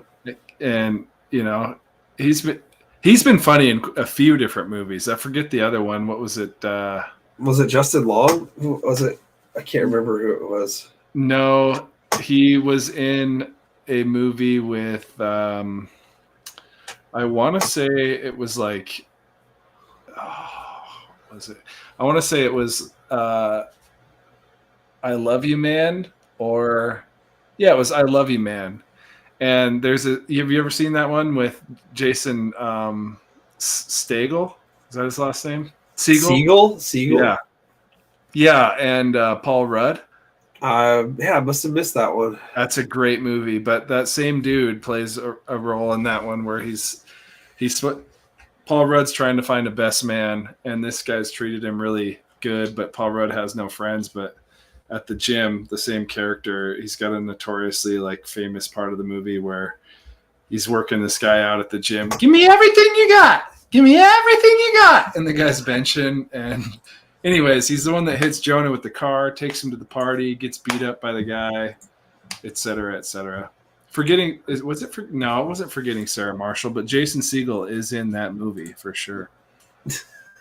Forgetting Sarah Marshall. That's a good one too. Definitely. And Shrinking with Segel on Apple TV is a good sitcom. Harrison Ford, not a sitcom, but comedy show.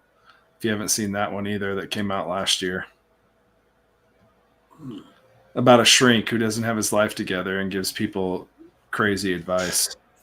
That seems like a good one, actually. I like that idea. It is. It's really good. And Harrison Ford's like his mentor, and even he doesn't have really his stuff together. And yeah, it's worth the watch. If you haven't seen, Apple TV is worth the subscription just for that and Ted Lasso alone, which is why I have a mustache. I was going to be Ted Lasso tonight like I was on Friday, but I didn't want to scare Ronquillo away from the moment he saw me. Like, who's this guy with sunglasses and a visor on? And I wore the stupid hat.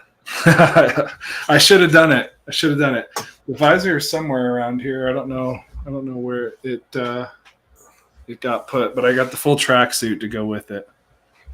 Yeah, Ronquillo probably looked at us and was like, "What the did I get myself into?" Yeah, who's this guy in the Fresh Prince hat? This guy's so out of shape. What's he talking to me about? Look at this stupid mustache he's got here. Well, he had his own little goatee going. Oh, well, hey, that's, somewhat professional, right? Yeah. I'm good with it. Mustache is professional too. It's like the facial hair version of a mullet. It says you're trying to keep your chin clean for business, but you got the mustache, so you got a little bit of a wild side too. Yeah, it's not bad. I'm a fan of it. A little dirt. Playoff mustache. Hockey mullet. Yeah, my hair's getting pretty long. Go Kraken. You can let it They go. might have played tonight, if I'm not mistaken. See, this is what happens when you take the hat off, is you get this beautiful He was a skater, boy. grayless hair here. See you later, boy. God. Dude, where's my car? That movie sucked. Yeah, that was kind of back during the Jay and Silent Bob days, for sure. Yeah, except Jay and Silent Bob were funny. It was okay. I mean, if you think about Jay and Silent Bob and Clerks and all of those, it was like the 90s version of like Trailer Park Boys or Letterkenny. Like a distinct set of humor that was like focused in on a very like specific stereotype. If the movie that was so stupid it became a classic, James, is Zoolander. Oh yeah, I hated that movie. Or even the Don't Mess with the Zohan. I didn't like what? Oh my god, Don't Mess with the Zohan is so good. Like that was one of my least favorite Adam Sandler movies. My god, that movie. I was having a conversation with Josh Beener the other night, one of our super fans in the comments. A football movie no one has talked about that needs to be on the list is The Replacements. I suppose. That's actually it was great. That's actually not a bad pick. I like Any Given Sunday. We don't talk about that enough. I can't remember if it was Samson or I think it was Samson. Said that. But it definitely wasn't Marshall Hart, but still. He didn't remember any movies. Yeah, he's like he was part of that young crowd that doesn't watch TV. No, he's just like, what's a television? We don't. We don't have a television, so we don't watch that stuff. The Big Lebowski, different style of movie, definitely not geared towards being a comedy. It's just a movie that was so well written with sarcasm and toilet humor that it was just like, it became funny within itself. But it made White Russians famous. It was an aggressive type of funny, like it was really Woody interesting. Harrelson, right? Yeah. Wasn't he in that? No, you're thinking of Kingpin. No, Big Lebowski is right. John Goodman. Yeah. Steve Buscemi, and then Jeff Bridges obviously is the dude. El Duder, his dudeness. It's a good one. It's written by the Coen brothers, so it's definitely an interesting film. I'll say that. But it's interesting. You got the Coen brothers there, and then Kingpin, the Farrelly brothers. The Farrelly brothers make really hilarious movies like Dumb and Dumber. Right. I like when I was thinking of Domashevitz and I kept saying Domashowitz. I'm like, I knew it started with a D though. We haven't seen him in the chat tonight. Oh, I'm sure he's busy. Yeah, I'm sure he's doing probably something. Celebrating the defensive MVP for Peyton. Yeah, probably getting a last minute call or a visit or something like that for his son to go play football somewhere. So Auntie M loves the replacements. Yeah, Keanu Reeves. Call. I've actually been on a Tom Cruise kick lately. The last couple of days that I've had with myself, I watched A Few Good Men and then I watched Top Gun. So Top Gun 1 or 2? There's only one. Have you not seen? If you haven't seen the second one, then because it's amazing. I haven't. You should watch it because Top Gun for me as a kid was my favorite movie of all time until I was 7-8 years old. I watched the VHS so many times it quit working. I used to sit in front of the TV with those 90s belts of the car belt, that latched together and put a helmet on and act like I was flying. Like, favorite movie of all time, and I loved the sequel, which is very rare for sequels, but it's worth the watch. It's really good. If you're on a Tom Cruise kick, you have to put it on play by the end of this weekend, or we're not doing next week's podcast. Oh, come on. Don't put me on that, dude. I hate movies that have sequels way too long down the road because they always suck. It didn't go. Like Anchorman 2 or Zoolander 2. Awful. They're just total atrocious pieces of shit. This movie, the Top Gun 2, played a perfect homage to the first movie. And what, did they resurrect Goose or something? Miles Teller is Goose's son. That's the whole objective of the movie, in that and then Tom Cruise has to become his Top Gun instructor and send him to a dang near impossill mission. Okay. So it's really good. Okay, all right. Yeah, it's super good. At the first 5 minutes, you'd be like, "What the hell?" Like, it looks to me like they're making this into a space odyssey movie, and you're gonna be like a hater in the first 5 minutes, and then it's all gonna change. There'll be a little humor mixed in. I'm about to go watch it again. I saw it twice in theaters. So you're prepping me. I get it. Just because I know instantly you're gonna be like, "See, I knew it. This movie sucks. I'm turning it off." But give it 15 minutes, and you're gonna be hooked. So, is the soundtrack done by Kenny Loggins? Do I get that still? I don't even know if Kenny Loggins is still alive. But we could reenact Kenny Loggins as a musician. That's easy. It's 2023. There's been people posing as musicians now for like 15 straight years. That's true. I think. I'm trying to remember. There's one scene where they're not playing volleyball on the beach, but they're doing like a beach football game. And I want to say Kenny Loggins' song might reappear in that list. Danger Zone is still in it. There's some David Bowie, some Hank Williams, some Slow Ride by Foghat. I'm okay with that. Foghat sucks. Top Gun Anthem, of course, is a part of the movie again. The Harold Faltermeyer original. So it's got some good. It's not the album quality of the first one. I still own that CD and used to have the cassette for it too. But I love No Super Country good. for Old Men. Great movie. Yep, Super good movie. definitely. Hey, James, Slow Ride is a good song. All right. yeah, James is like gonna go to bed now with dreams of Foghat being awful. Ride. That's the only that's the only song that anybody can name that Foghat even did. That is like a direct indicator as to how a band should be rated. James has seen Foghat live. Holy shit, James! How old are you? He's 73. We established that. So that means that you've also probably seen what Led Zeppelin live, Pink Floyd live. I would like to see Pink Floyd live, AC/DC live. I would also like to see AC/DC live. He might have seen the Doors. Yeah, like I'd rather see Flock of Seagulls live than Foghat. You could probably see Foghat at the Emerald Queen Casino in the next 2 months. I know that you can see David Spade at the Spirit Mountain Casino coming up because I saw a crappy billboard about it. Yeah, that might not be too bad. I got to meet Rob Schneider in my time at the Swinomish Casino, and Drew Carey, or not Drew Carey, but Ryan Stiles was a frequent visitor. You know what we should do, actually? Bellingham. I want to have a guest on the show that is not from Washington or Oregon. I want to have a guest on the show, and I want to put up city names that are Native American driven, and I want to have them try to pronounce them. I think that would be a fun time. I'm trying to think Huffman might be, I think he might, it says Seattle, but I think he might live in LA or down in California.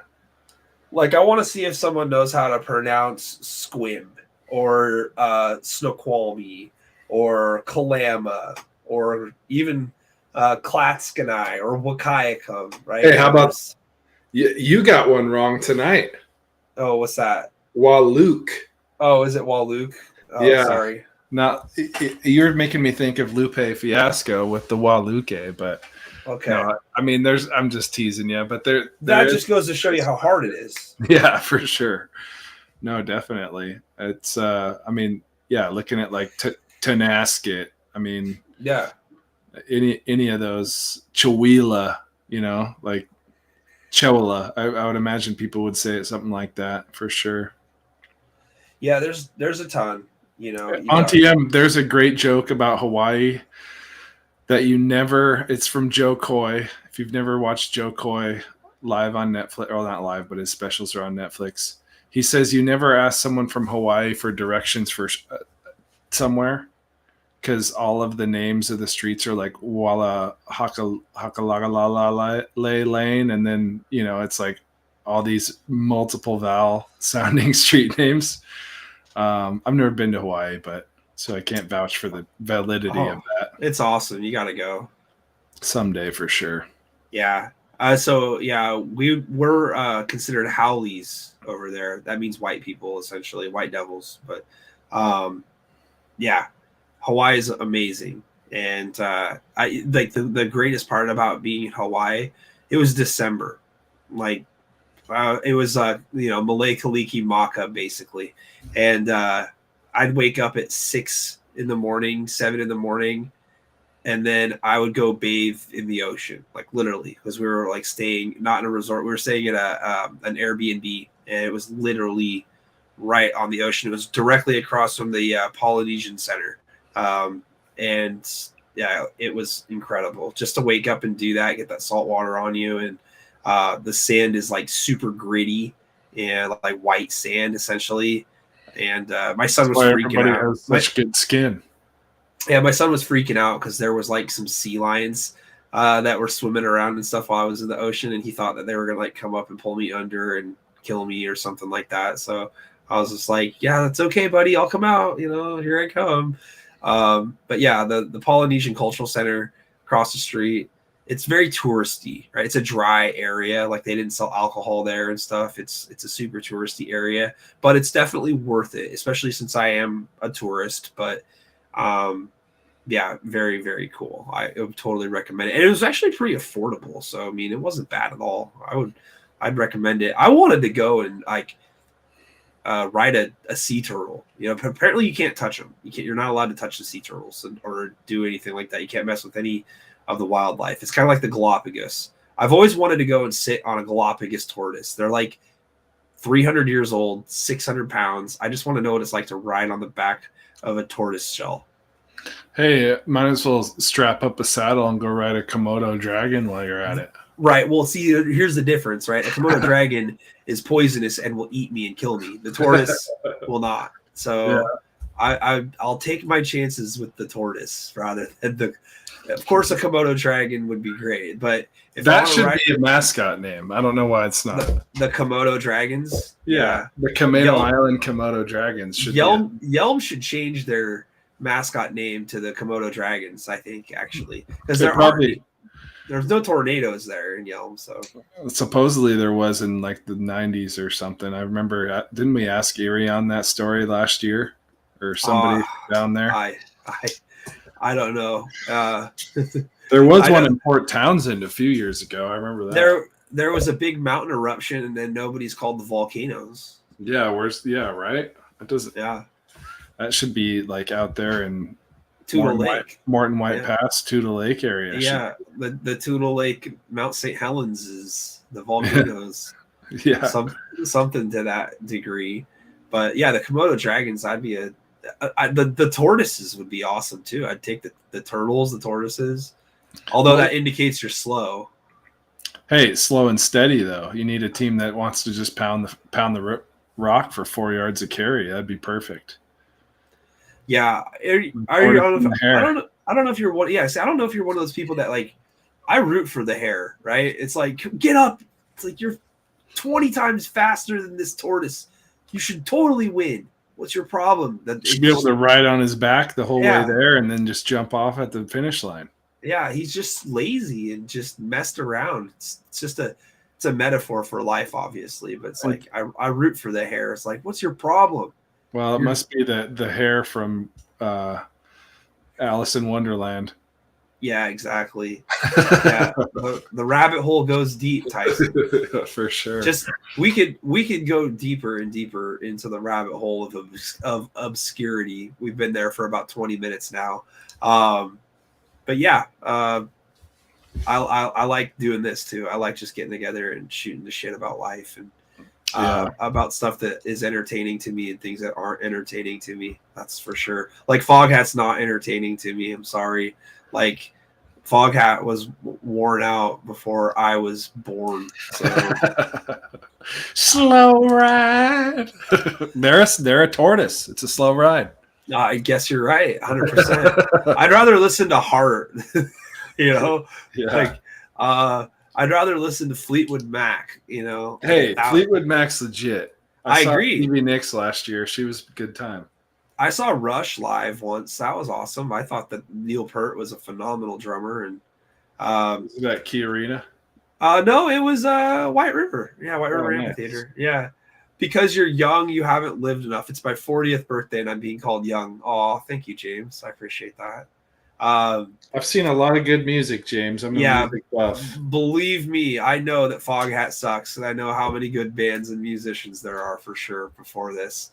Don't take it personal if Foghat was your idol or anything like that growing up, but I love music, and I listen to so much music, like growing up, 60s, 70s, even some 50s and stuff like that. And when I say 50s, I don't just mean Elvis, but yeah. Yep. Music's definitely my second love, right there with sports for sure. As far as history and diversity goes, that's no doubt. Yeah, I don't even know what I'm talking about. Never. I guess I need to diversify my bonds.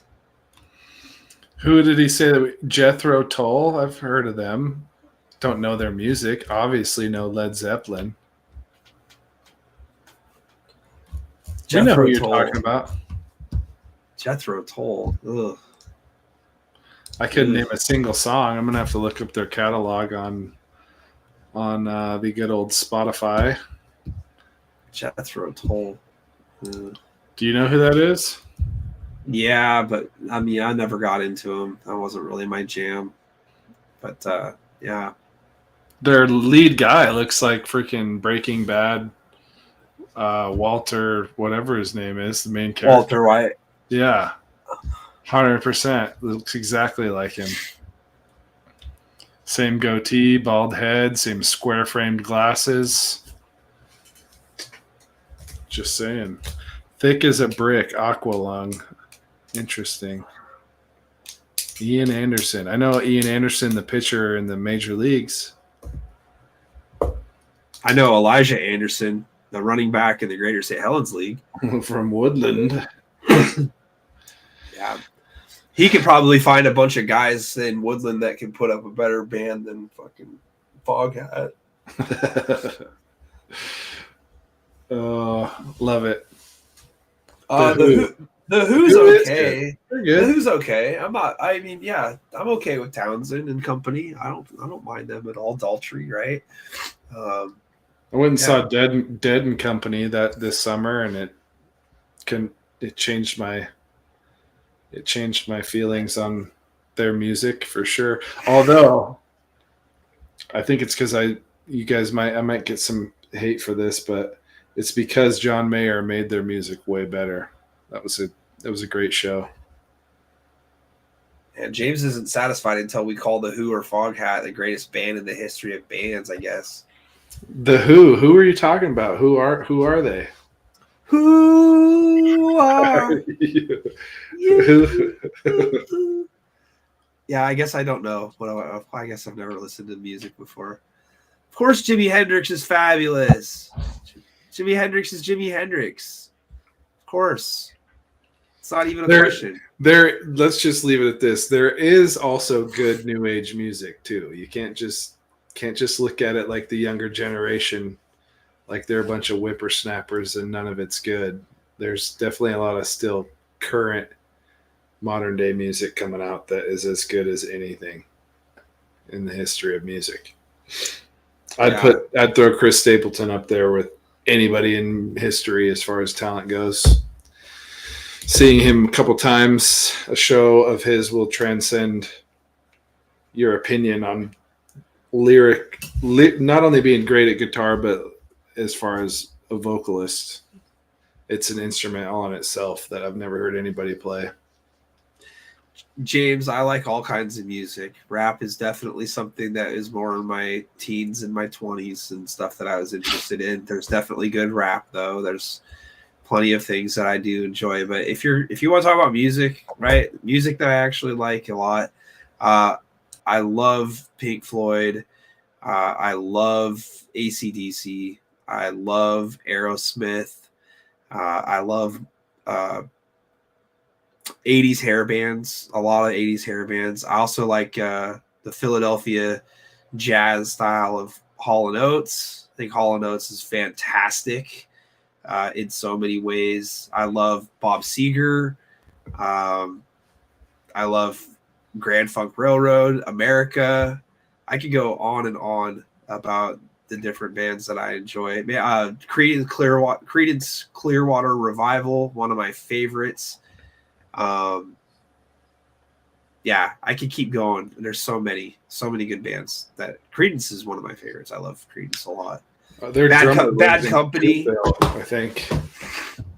Creedence Clearwater's drummer. Yeah, the interesting thing about Creedence Clearwater Revival is that they pass themselves off as a Bayou band, like from New Orleans and stuff like that. Yeah, no, from California. Total sham, not even real. Imagine that. And then obviously Fleetwood Mac. Love Fleetwood Mac. Duran Duran. If we're getting into the 80s hair band stuff, but big fan. Steely Dan. Steely Dan, love Steely Dan, absolutely. Paul McCartney, Wings, all the stuff's pretty good. And yeah, just not Kansas, love Kansas. Just not into Foghat. It's not my thing. I'm just not sorry. It's just, not my deal. Leonard Skinner, awesome, obviously. Who doesn't love Leonard Skinner? Steve Miller Band. Steve Miller Band, Jim Croce, Tom Petty and the Heartbreakers, like Give it to me all day. Like all that stuff is just fantastic. You know, you could Eric Clapton, Derek and the Dominoes. You know, absolutely. So I mean, hopefully that helps you understand that I'm a much older soul than See, James is like, see now Steely Dan, got his heartstrings a little bit there, Absolutely, Definitely. Ricky, don't lose that number. What about you, Tyson? What's your favorite bands? I mean, a lot of the ones you already said. What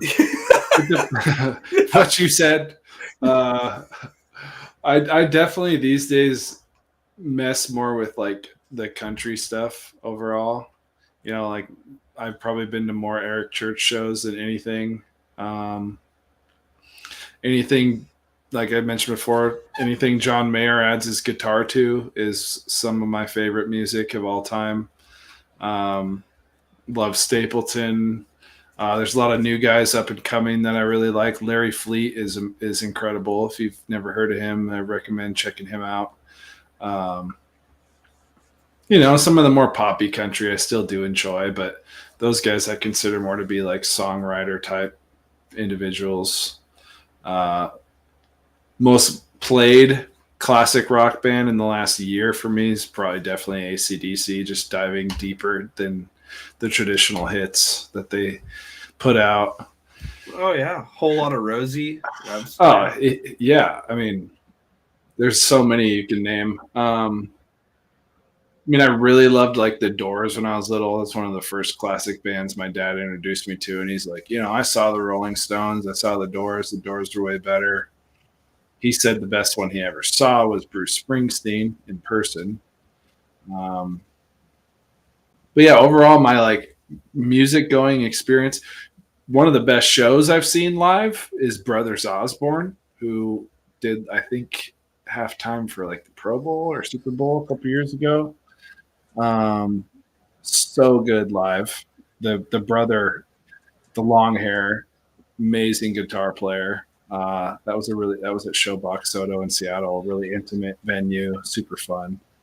But yeah, the Showbox is tiny.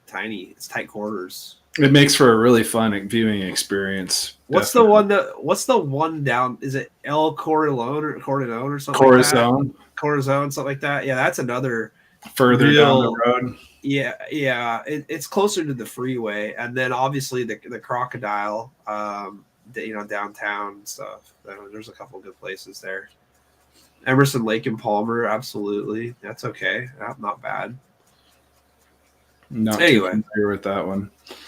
Yeah. Well, we're going to have to start our spin-off podcast. Yeah, no, I'm fine with that. I mean, I don't know. The episodes might go longer than football episodes. Oh my God, yeah. We wouldn't know when to shut up. If we were doing like a sidebar podcast, honestly, I would want to do it on like ranking movies or something like that, or pop culture in general in that regard, music, movies. I already said Pink Floyd. Pink Floyd was the first band that I said that I really loved. Roger Waters, let's go. Yeah.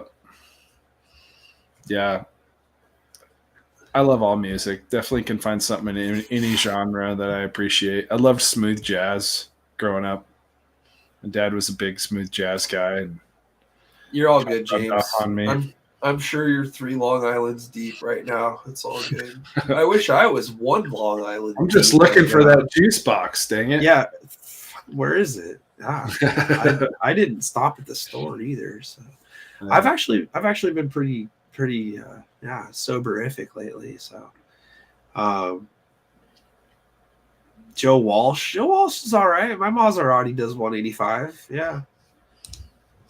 Yeah, I'm okay with that. I mean, a pop culture show would be awesome. Yeah, when football season ends or something like that, just to get together and remind everybody how good our mustaches are. Then yeah, we can totally do that. Maybe touch on some basketball. I do have some grumblings.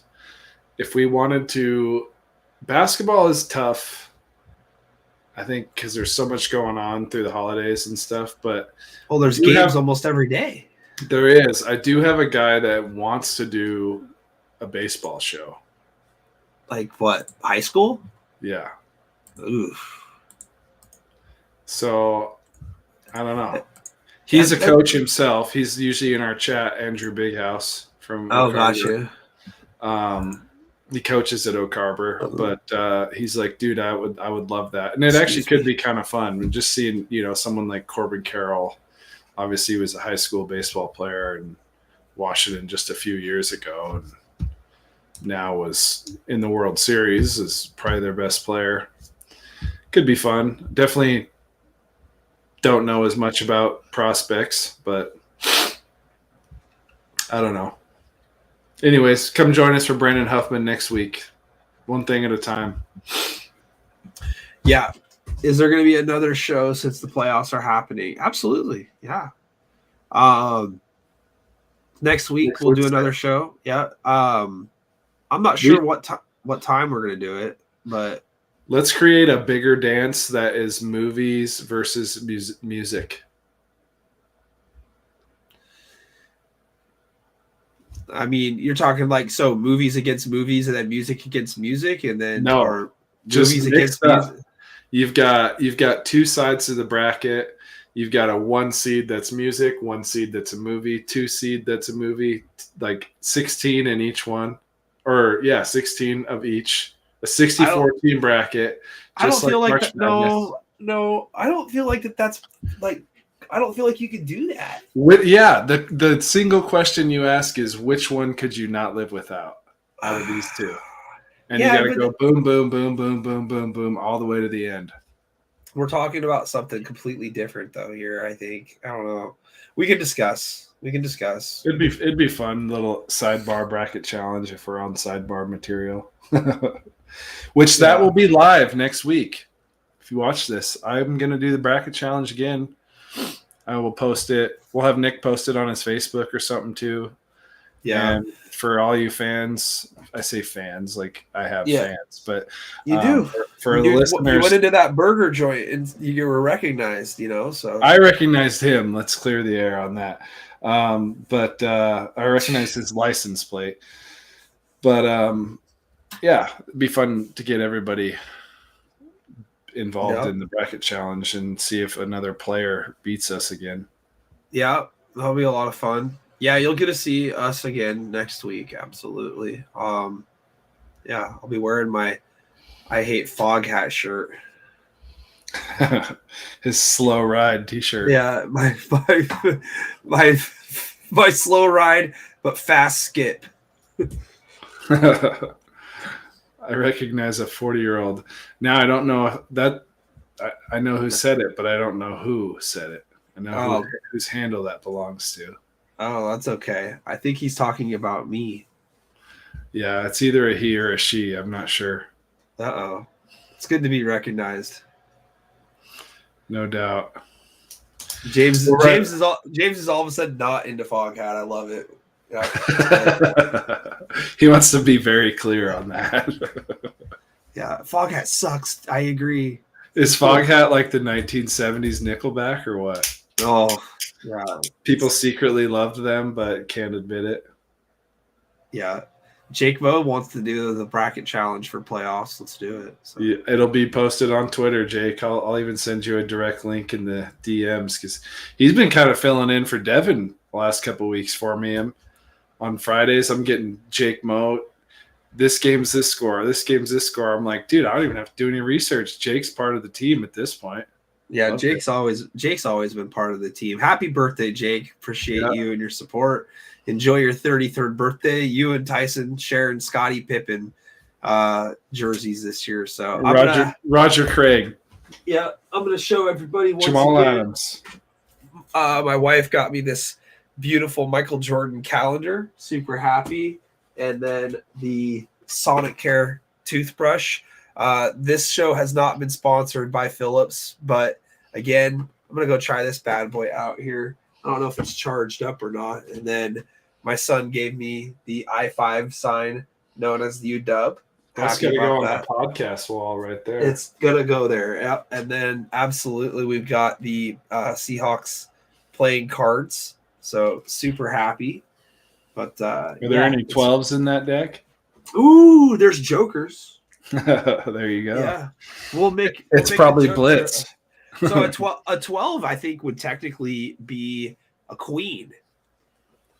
If you were gonna give them weight for sure. Yeah, I don't know. Let's see. They're still in plastic. All I know is never hit on a 12. That's all I can say. So here's the Joker. Oh, football in his hand. He's got a Seahawk jersey on. I see, and some chairs behind him. Yeah, here's the front. So nice. Yeah, I can get down and play some cribbage with those. There you go. That's how old I am. That's how old I am, James. Cribbage is great. Exactly.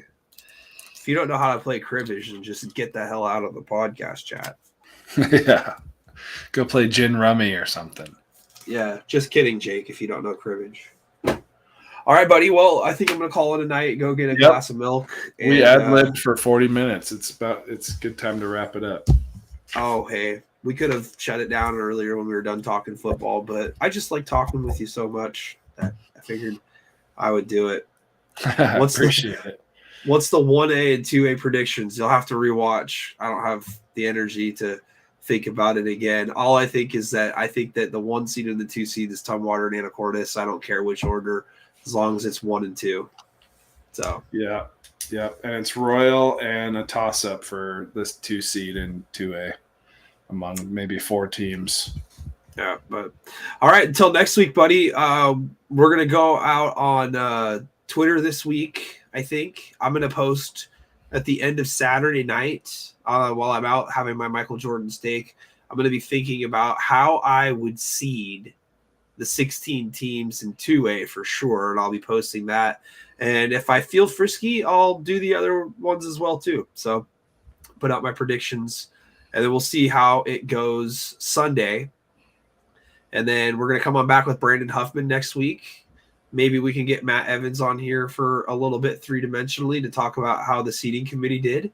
And, we'll go from there. Tyson, appreciate you being available tonight. And it was a great birthday gift. So totally. Glad I could spend it with you in some capacity.